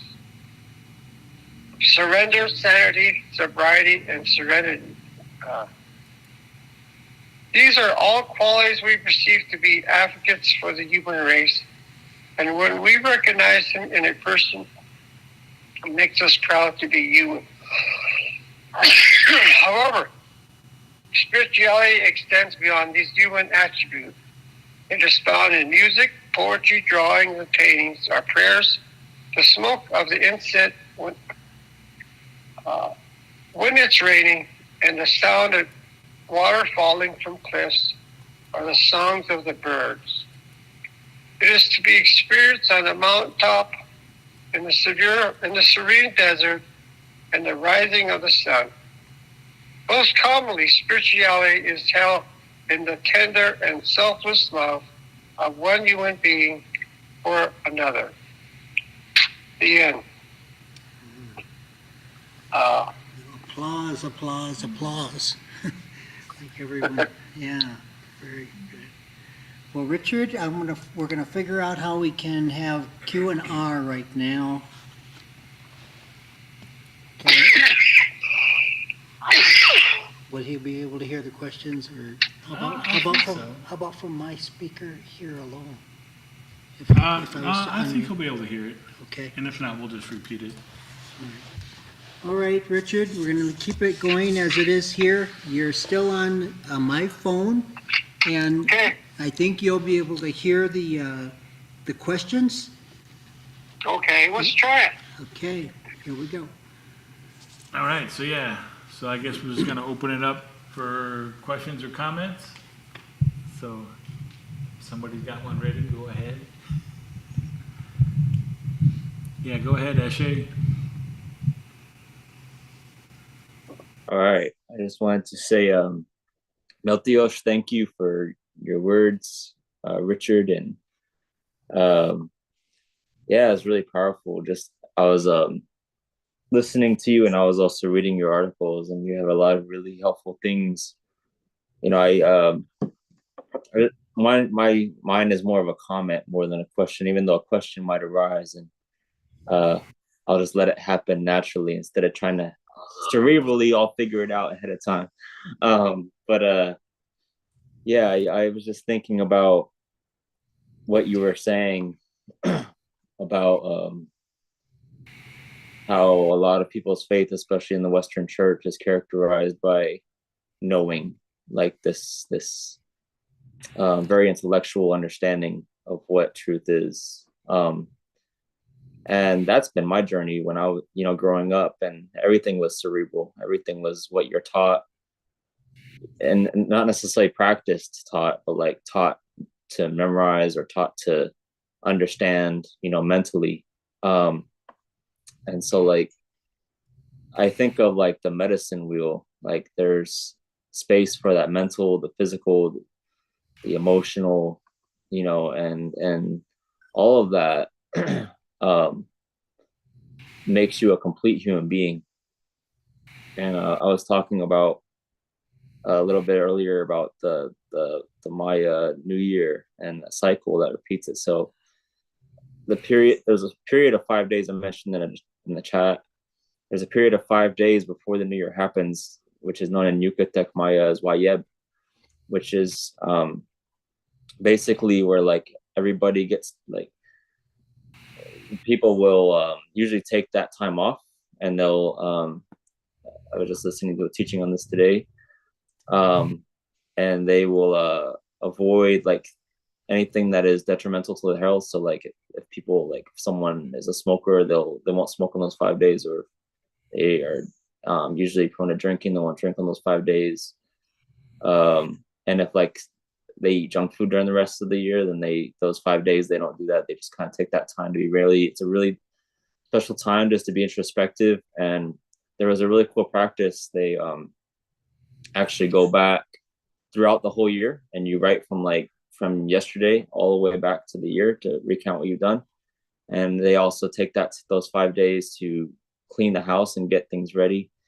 And if there's any fights or anything that happened over the year, they use that time to forgive, and to go make things right with someone that they offended, or vice versa. And Kiche Maya, the time it translates to when the door closes. So they're getting everything right from the year before, so that they can start the new year with a clean slate. I thought that was really interesting, like just that within a lot of our indigenous cultures, it's kind of built in, it's baked in. And one of the elders was saying like if he were to do a Vayeb for the Westerners, like he would have to go through their whole lives, because there's no space that Westerners have to take that time for introspection throughout their life, and that time to really be still, as scripture says in Psalm 48, I believe, be still and know that I am God. I think that's a big part of that practice that you're talking about, that mindfulness. I was reading a little bit about that Sacred Fire article, I think that Brian posted. And I think that's something that's very, I don't want to ramble too much, because I'm sure everybody else has something they'd like to say too. But it really kind of rattled my brain, because I was thinking about, when I was reading that article about Sacred Fire, and I think this is something that you can find across denominations, because of that Western influence, is that there is very little understanding of anything outside the norm, and automatically it's condemned with harsh judgment. But I think part of that too is because, sadly and very unfortunately, the Western church doesn't even realize its Judaic roots. So they don't even understand like the meaning of what they're saying. I mean, I just got a case in point. I was at my grandmother's this past weekend, and there was like a little card. People put cards in the doors. There was a card from a local congregation. I won't say which tradition it was, but it was quoting Psalm 9, I believe, and it was basically saying like, to all the wicked will, have this picture of like a big old fiery furnace, like deep pit of the earth fire, and like the cross, and then crossing the chasm, and then there's like people crossing over it, little straight little line, and most of the people are being dumped into the fire deep in the earth. And then you got this golden, looks like I don't know what to describe it as, like it looks like a golden city of Rome on the other side, oddly enough. But then you got like this New York on this side. So it's like, but they were quoting Psalm 9 basically, and it was in the translation that they're using. It says that the wicked will descend into hell, and the nations will never be able to return, like there'll be no more, kind of thing. And when you look up what that Hebrew word is that gets translated as hell, it's Sheol, which is the grave, or like the place of the dead. So it's basically saying that those who continue in their broken ways will be no more. They will cease to exist in the end. But they built a whole theological understanding that was very crooked and frankly against the teachings of Jesus, and made a whole theology which is based off of fear. And I think that's a lot of people's, I think that word right there, fear, is the crux of it, because so many people's spiritual experience is rooted in fear. And yeah, I think coming to a place of peace, which is what Creator comes to bring us through Jesus, and not only for knowing that the afterlife will be good, but that everything will be good in the here and now, and that starts now is really important to understand. And yeah, I'll come back to. I have another thought, but I'll hand it over for now, and if I have some more time, I'll say one more thing once everybody else has spoken. Did you hear that, Richard? Yeah, I don't think there was a questions, right? It was kind of broken up. No, it's okay. But do you have anything to add to it? Yeah, in my articles, I didn't put it in this one or in my teaching. I always say this to our indigenous people. Indigenous thought is almost the same all over the world, but I always say this regarding our values. And I'm writing a series of articles on values. Last it was spirituality and some other things. But I always say this to indigenous people. I'm not teaching you anything new. Our elders tell us about humility, community, love, humbleness. I keep I'm telling her, according to Romans 1, we saw, all people of the world saw God in the heavens and the universe. So our stories, if you really look at our mythology stories, are about morals. So I keep telling our indigenous people, I'm not teaching anything new about that's written in the Bible. These values, your elders are telling you, don't be selfish, don't be stingy. I always bring that. I always say that to them. I'm not teaching anything new. But another comment was, when I was drinking, I went to a psychiatrist for a while regarding these people who have spiritual pride. And he told me this. He said, people who are smart and intellectual, if they talk to a simple person like me, they should come down to my level. If they don't, you don't want to be their friends anyway, because they're inconsiderate. So just move on and smell the roses. Because there's jerks out there. Any other questions or comments? Or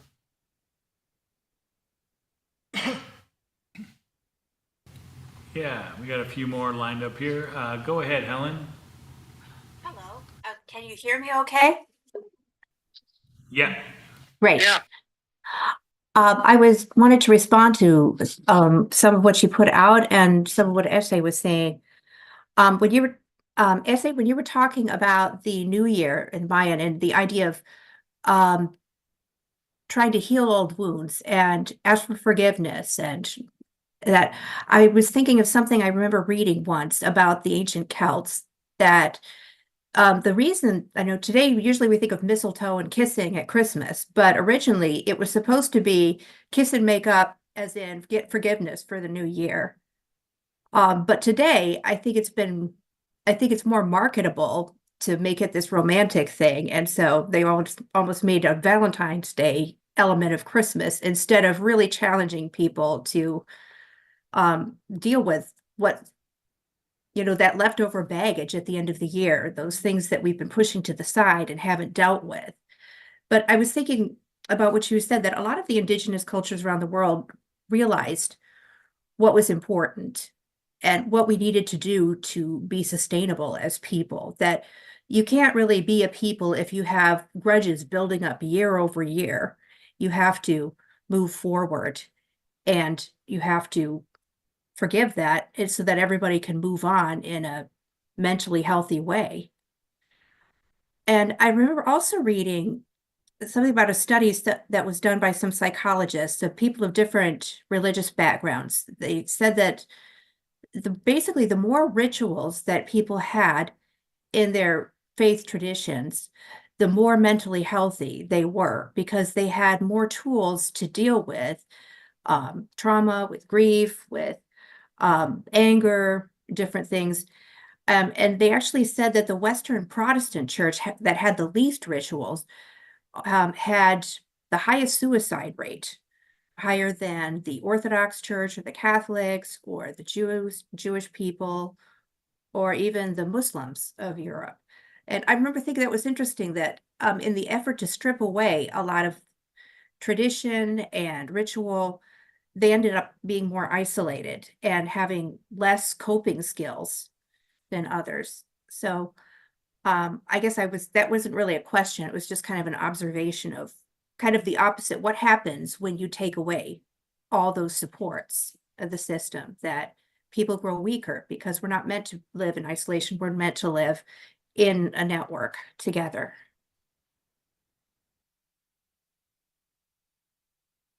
I have a comment. If you really look at indigenous stories of the world, or even spiritual literature of the world, or even in Homer, the Greek writings,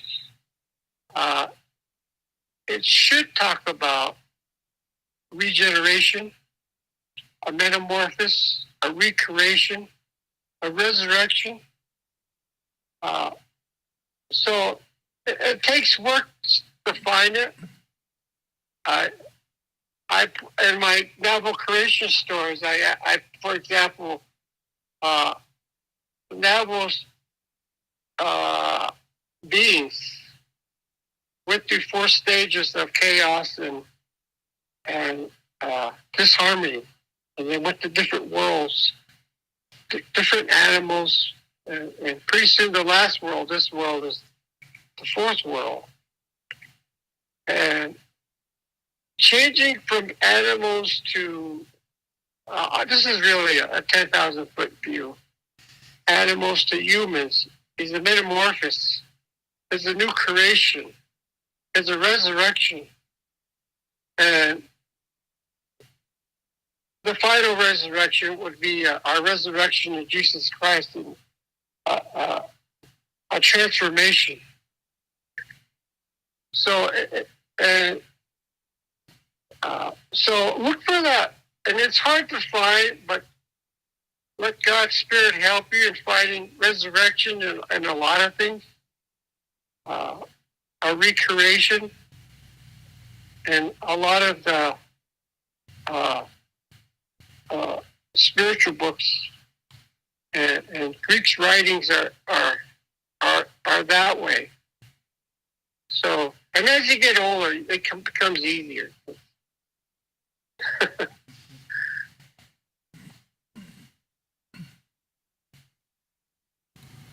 Cool. All right. Jamie, go ahead. Yes, I wanted to thank you, Mr. Silversmith, for sharing about your articles. They were really, really interesting. I'm going to go back and look them over in more detail. But the one thing that really caught my attention was the first one about the honor beat, when you were talking about the spiritual meaning and significance of the way of the different types of beats of the drum. That was really interesting to me, especially I'm a musician and I play several different instruments, and to me each instrument, I love to play the different instruments because each one, to me, I connect to the creator in a different way through each one. Like the sound of each one to me really speaks to me in a different way. And so, yeah, that was really interesting to me. So I guess basically what I would ask is if you or anybody knows of, because I want to learn more about that. So I'm curious to learn more about the significance of the spiritual meaning of the drum beats and anything to do with ceremony about that. So I'd be curious to learn about that. So I'm just wondering if you or anybody might know of resources for learning more about that.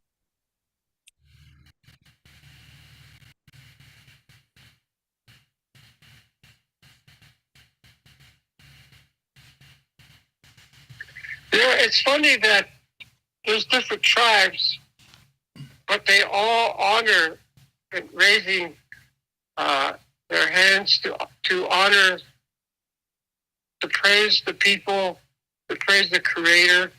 Even though there's different tribes, they all do that. And Casey can, since he's a dancer, can talk more about that certain beat that happens in powwow song, in which they praise. Yeah, that's something that we could talk about later, Jamie. Yeah. There are many, many traditions in the powwow world that over time, Laura and I both have grown in our understanding and walking that road.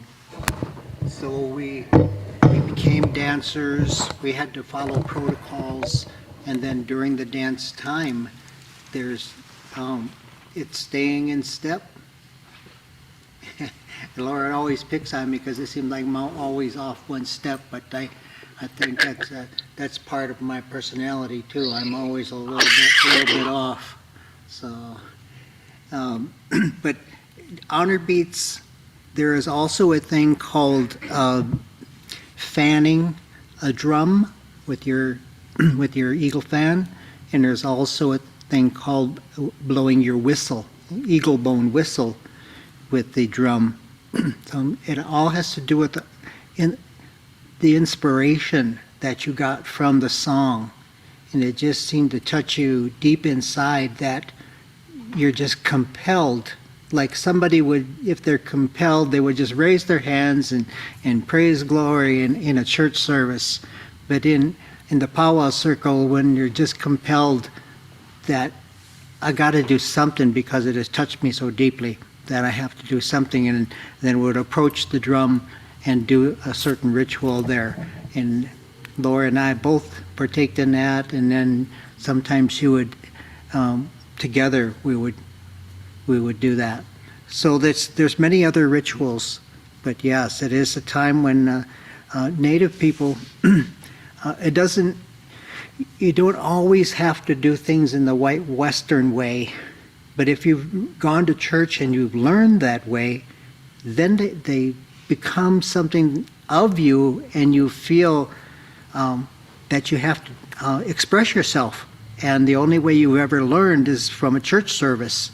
So you might shout amen, or you might raise your hands, or some people might even dance up and down the aisle and just can't hold it in.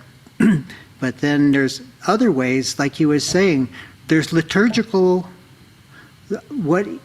who puts the definition on liturgical? We can have liturgical ways of doing things in a church service, and you can have liturgical ways of living your life in a powwow circle too. I would like that when he said that. It's that who defines another culture's expression is can be very different. That's all I'll say on that. We can talk more later. Thanks for sharing that, Uncle Casey. It's very interesting and very spiritually enriching.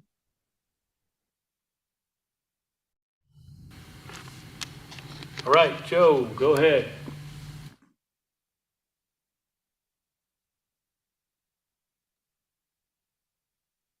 Hi, Richard. This is Joe Lopez. I just wanted to thank you for your work, for the time that you put into that, for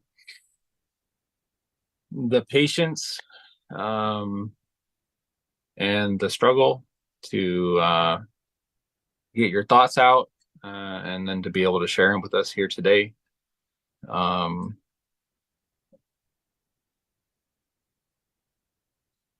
Yeah, I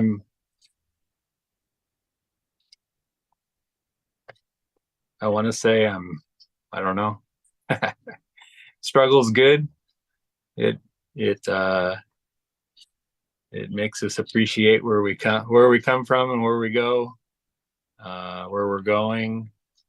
And yeah, I just wanted to say I'm appreciative of what you've shared with us today, and I accept that from you with gladness and goodness.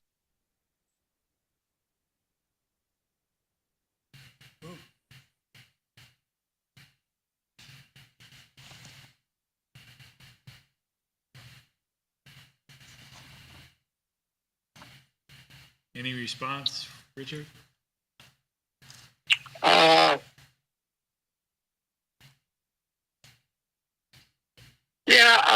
I guess in powwows, in Navajo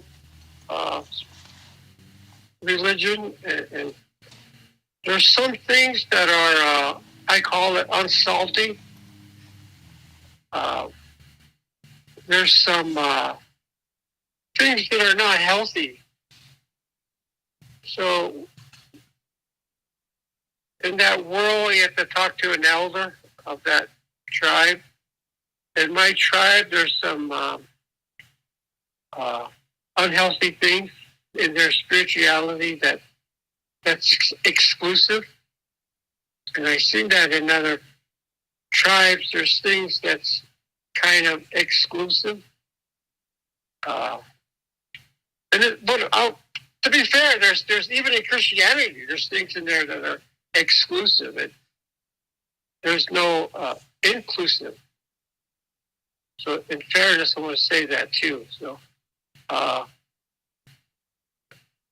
study and talk to elders about and that unhealthiness. You'll feel it if you're in the Lord. Discernment. So it's not all peaches and cream, but I say it in a way in my writing, not to offend them, but I let the Holy Spirit touch them.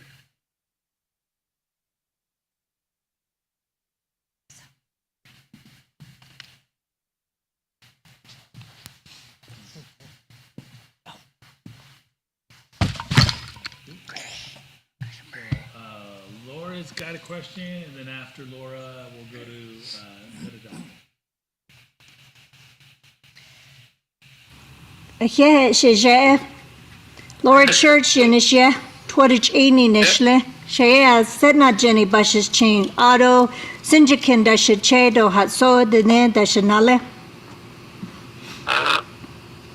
I just want to express my gratitude for your words this evening, Shige, and how you express them in just beautiful writings. And I'm very honored to hear what you had to express. And I wrote down something that you said. Well, I wrote several things down, but one in particular, you said, our people are comfortable with mystery. And that really strikes me that we are comfortable with mystery. We're at ease with it because it's like we don't have to pursue an answer. It's the journey to find that answer without rushing. Because I think sometimes if we rush through life to solve a mystery, we miss the teachings along the way. And that's just one of my comments that I'd like to, express. Yeah. I got that thought from Richard Twist, late Richard Twist. He said it this way. Native Americans are comfortable with the ambiguity. And I just changed it to mystery. I wrote an article on Due Justice about why the why U.S. churches need Native Americans. And one of the point was because of the mystery. And because we're minority, we're from the margins. That's why U.S. churches need marginal churches, including it, because they need the mystery, because they have an answer for everything. Yeah. All right. All right, boys out there, go ahead.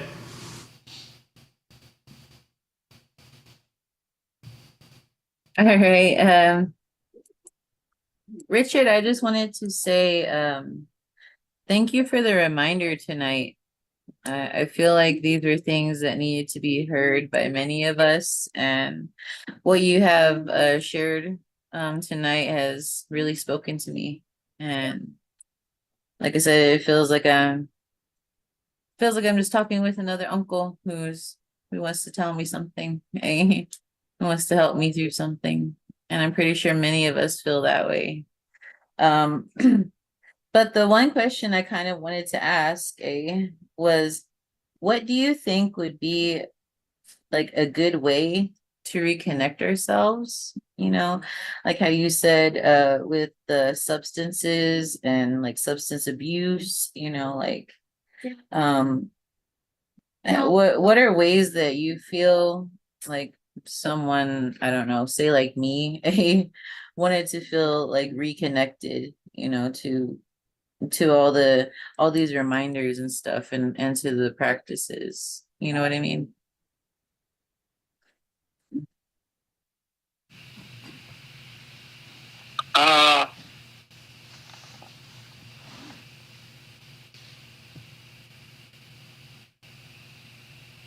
But let's start with the last article I wrote, spirituality and substance abuse. I came up through the ranks of Alcoholic Anonymous, which is kind of a secular, could be a secular. But what I really wanted to say was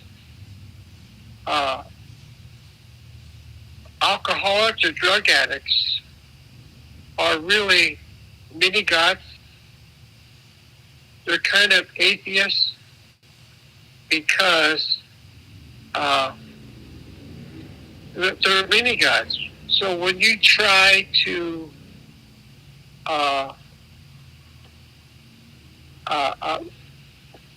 find spirituality, it's hard to give your life to God because you're a little God. So to speak to a person who has substance abuse, and one example is, if you talk to a person who has substance abuse, you can kind of hear him say, hey, listen to me. I know what's right. I know what I need. Don't talk to me.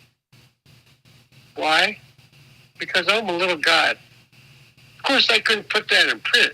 I would offend a lot of people. But,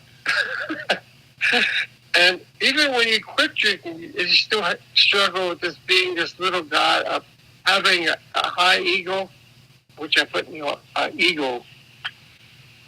So it's a struggle that all alcoholics, well, all people have. I know what's right. I don't need God.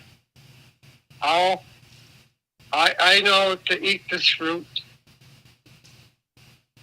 So I'm not really into, as a pastor, I'm managing the ego. So what I'm trying to say is,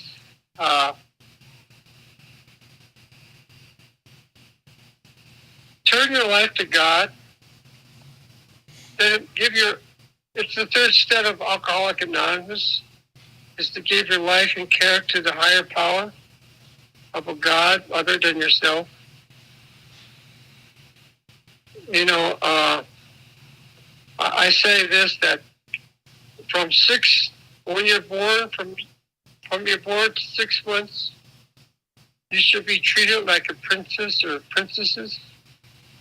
But thereafter, you have to be dethroned, and that takes a lifetime. because we have this thing called ego. We know what's right for us.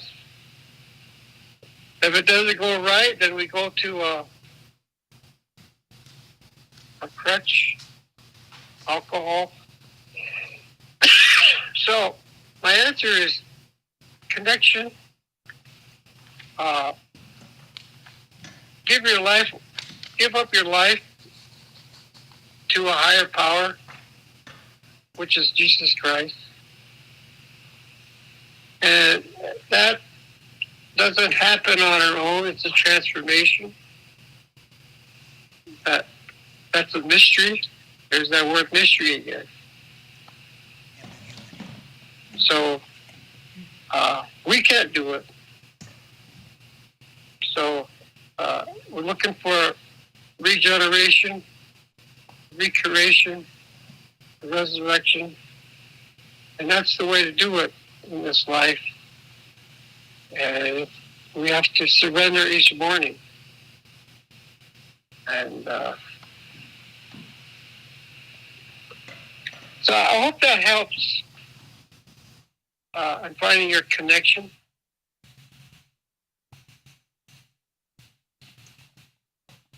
She's nodding her head yes and giving a thumbs up. All right, and we got a question from in-house here from Nikki. Yeah. Hi, I'm Nikki. I'm also Dene. My clans, my mom's is Kinslachini and my dad's is Kiani. I can't think of my grandparents' clans right now, but I looked at some of your articles, and I think we share a clan, the Towering House, right? It's Tuataglini and Kiani. Mm-hmm. And anyway, I just wanted to get your opinion, I guess, about, so you said that substances and like drugs abuse, alcohol can kind of disconnect someone from their intuition and their spirituality and just kind of like numb their inner kind of guidance. Yeah. And I just wanted to know what you think about like people taking like prescription medication, just because like for me, I'm on like antidepressants and things like that, just because my brain doesn't function normally without them. Yeah. But in your opinion, would you say that like I don't know, like I don't know what I'm trying to ask, would that hinder my spiritual kind of like journey? Or because I know a lot of people, like my parents didn't want me to be on medication. They really didn't like, they were really against it, but I don't know, it was something that I needed because I couldn't like function in everyday life without it. Like going to the grocery store was like a big struggle for me without like panicking, and just like I just have a really bad anxiety disorder. But yeah.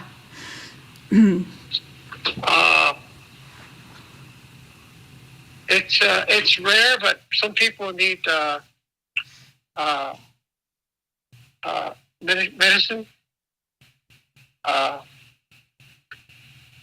But no, I don't think it hampers your spirituality. I don't understand why we have these mentally issues. I guess like maybe some people accuse me that I need to be on it too. But, I think more people need to go to therapy, in my opinion. I don't know about medication, but I've been to therapy. And I'll just keep it simple, and I want to say a lot of these human issues, and I want to keep this at a high level. And it's not, may not fit yours, but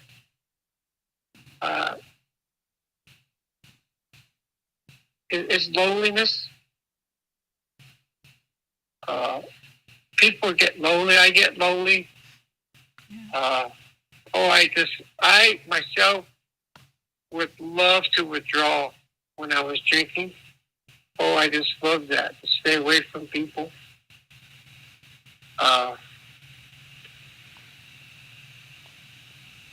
So I tell all people how you get along with Native Americans. There's three things: relationships, relationships, relationships.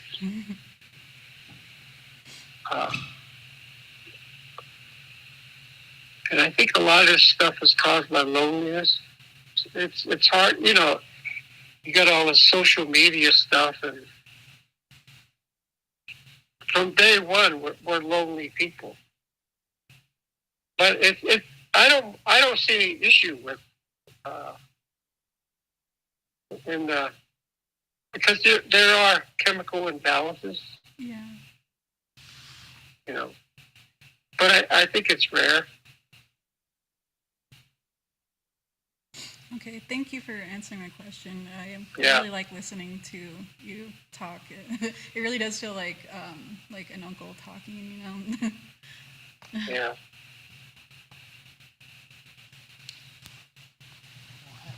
We'll have to have you in person for sure. And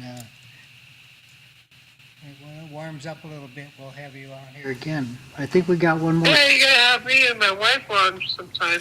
Yeah, for sure. Yeah. It's always great when you guys on, either of you, so like both together would just be like, you know, the next level. Yeah, we've been married 43 years. By rights, you should have left me when I was drinking. I'm serious. Yeah. But I found the one. Awesome. All right, Eshe's got the second half of his thoughts all queued up. So we'll let Eshe go, and then your response, and then I think we'll move to our round dance. But go ahead, Eshe. All right, thank you. Yeah, it was just came back to me the whole part about you were talking a little bit about, Richard, you were talking a little bit about just words, like how a lot of words in Western cultured Christianity, like these religious words that we use or that people use, have almost become sacred in and of themselves. I was listening today about a conversation, Bible scholars nonetheless, talking about the word righteousness, and the meaning of it, the richness of the meaning of it in the Hebrew mindset, and how it's linked to the closest English translations. The Hebrew word is zedekah, was what they were talking about, but justice or mishpat in Hebrew is very closely linked to that. And so I just think about like how, like especially within the Protestant world, how righteousness has become this very like fictitious kind of, almost like this abstract thing that you have to get right with God, but it's not really rooted to anything real, substance wise. And they really gave a really cool English translation of that, which is right relationship, living in right relationship with others and with God, and doing right by others. And I think like that makes a lot more sense. And I wonder what would happen if we started using if that became the norm in translations instead of a lot of these English religious buzzwords that people don't really understand what they think they do. So kind of hinting to your point, I think Westerners especially need that too, to really to understand what they think they understand already. So anyways, that's all I have to say.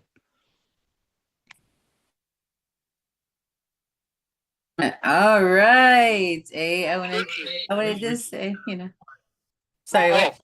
Yeah, go ahead, Richard. Yeah, let's start. I'll make this quick.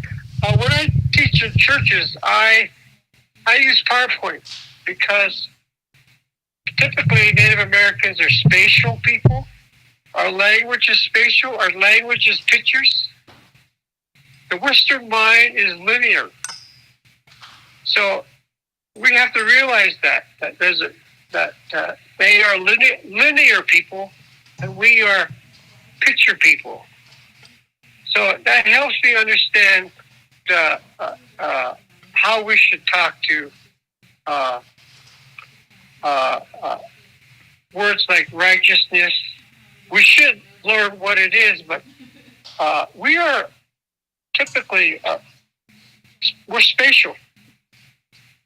And when I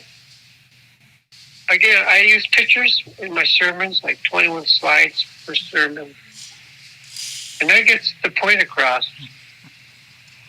So I hope that helps to interpret linear versus spatial. We should learn both.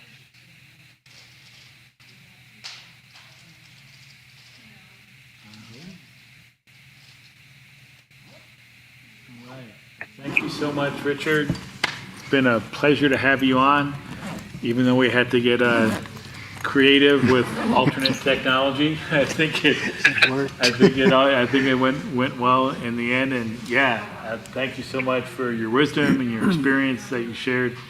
Yeah, we're just really honored to be blessed by it. Yeah, if you got any more questions, just shoot me something. Message me on Facebook. And you'll find my other page, Musings from a Novel Spiritual Elder, on there too. Okay. I think just Berlin are writing something on fasting. So, okay, thank you for inviting me. I appreciate what you're doing. I used to work for IBM, and there's a saying that they have is information is power. Thank you. Well, we hope that you can come out to our concert here on March 23rd. We're going to have... Oh, yeah, I'm going to try and make it. Yes, come on out. We'd love to have you here. Okay. Okay. Just sharing. Give a big round of applause for Richard Silversmith. Woo! Thank you so much, Uncle, for what you had to share. Eh? Yeah, so now we're going to be handing it back over to Brian. Yeah, so we can do our closing round dance, one of our favorite times. Eh?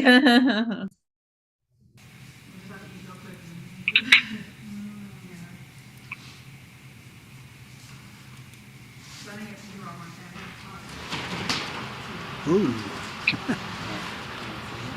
Like it expands the room.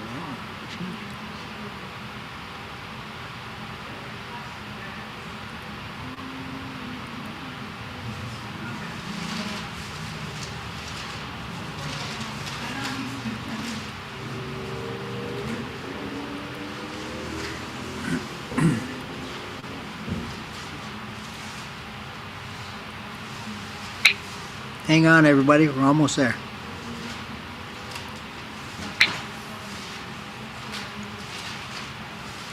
Remember, book group tomorrow night, 6:30 this time, too, 6:30.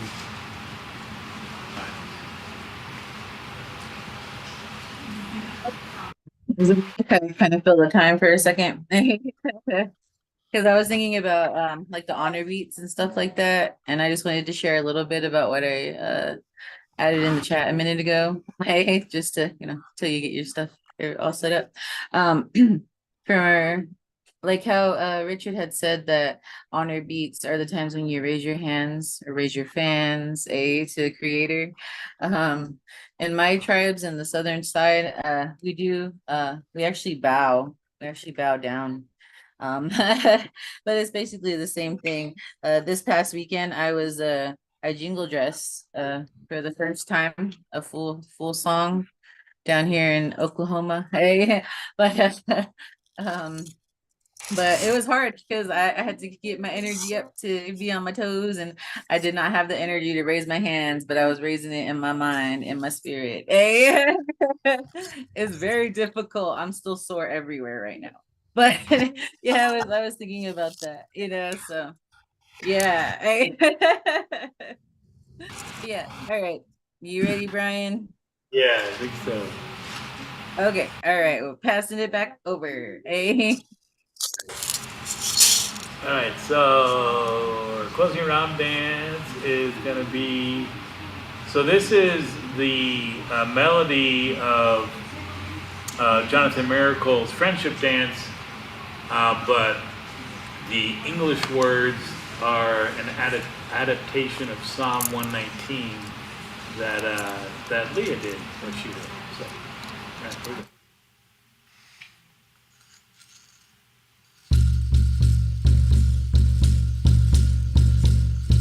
Yahweh, oh hi, Yahweh, hi, oh hi,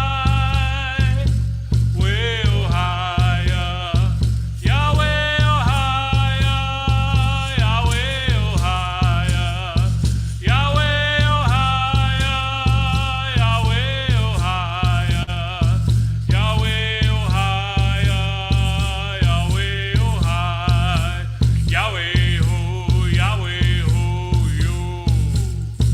Yahweh, oh hi, Yahweh, oh hi, Yahweh, oh hi, Yahweh, oh hi, Yahweh, oh hi, Yahweh, oh hi, Yahweh, oh, Yahweh, oh, you. The Creator made us all so wonderfully. He knit us in our mother's wombs. All He makes is wonderful. You hold us in your loving hands. Yahweh, oh, Yahweh, oh, you. He knit us in our mother's womb. All He makes is wonderful. You hold us in your loving hands. Yahweh, oh, Yahweh, oh, you. Yahweh, oh, hi, Yahweh, hi, oh, hi. Way, oh, hi, Yahweh, oh hi, Yahweh, oh hi, Yahweh, oh hi, Yahweh, oh hi, Yahweh, oh hi, Yahweh, oh hi, Yahweh, oh, Yahweh, oh, you. Yahweh, oh hi, Yahweh, oh hi, Yahweh, oh hi, Yahweh, oh hi, Yahweh, oh hi, Yahweh, oh hi, Yahweh, oh, Yahweh, oh, you.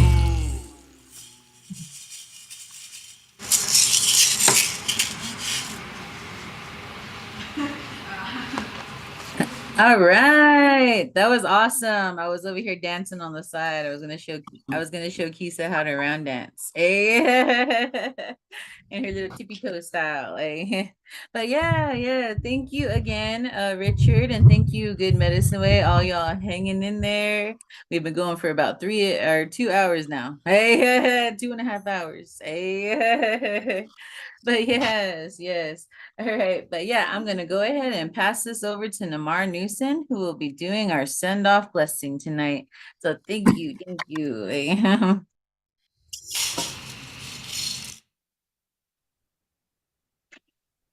Can you all see me okay? See you and hear you. I have to ask every time. All right, so very pleasant good evening to you all. And thank you very much, Mr. Richard. It has been a great honor and blessing to have you with us tonight, and that we were able to overcome the technical difficulties and that we got you on. Thank you for all that you shared, and thank you for the great reminder that you have given us tonight. And so let us join together in prayer and blessing. Creator sets free, Jesus, how we thank you. For we believe that you have allowed us to go through difficult situations throughout life to remind us that we need you. May we use the wisdom and knowledge that we have learned tonight from our brother Richard to carry on forth the great message and blessing and wisdom that is bestowed upon us when we overcome struggles like or addiction to alcohol. When we think about the generational trauma that has wiped through our families for the generations, may we remember that you have conquered the enemy. You have conquered the troubles. In your word, it is written that we will have troubles in life. We will have troubles in this world, but to not lose heart, for you overcame that. You have defeated that. You have defeated the enemy who wants to keep us down. You have defeated the enemy who wants to keep us trapped in those generational traumas, in those generational hurts, the results of the traumas that our ancestors, our elders have felt before us. You have reminded us that through you, we can overcome a long-lasting stigma like alcohol addiction. You have reminded us that through you, we can come together with love and to encourage one another. We can lift each other up and help each other with our struggles. In your word, it is written to bear each other's burdens. How great it is to be of a great family that honors you. How great it is to be the great children of you, with your love, grace, and mercy that you have bestowed upon us. May your word and your wisdom and your strength and power continue to lift us up. May it continue to carry us. May it continue to bless us. May it remind us of what we can overcome and what we can endure through you and what we can defeat, which is the enemy who was against you and who was against us because we love you. Thank you for the great music and worship that we experienced tonight. Thank you for the involvement, the great words of wisdom from our brethren. Thank you for the words of wisdom from my mother, Laura. Thank you that we are able to see each other.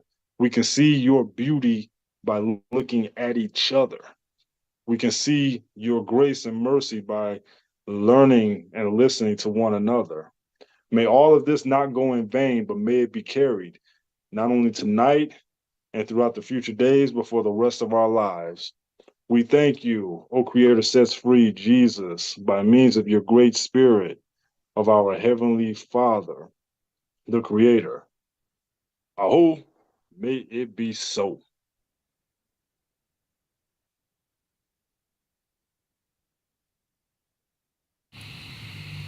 All right, all. It was a good evening. We got lots coming down the road here. End of the March is just full of different things that we got to take care of now, and it's good. I'm resting up from being in Canada, so there too. Plus, we're trying to get our yard straightened out here. Too bad all of you are not here so that we can get it all presentable for all of our guests that are coming this month. So we'll work on it, and I know in here they're going to work on it, and it's going to be exciting because this will be one of the biggest events that we'll be putting on here in our new location. So everyone have a good night. Rest up. God bless you all and let you know you are loved. Amen. Take care.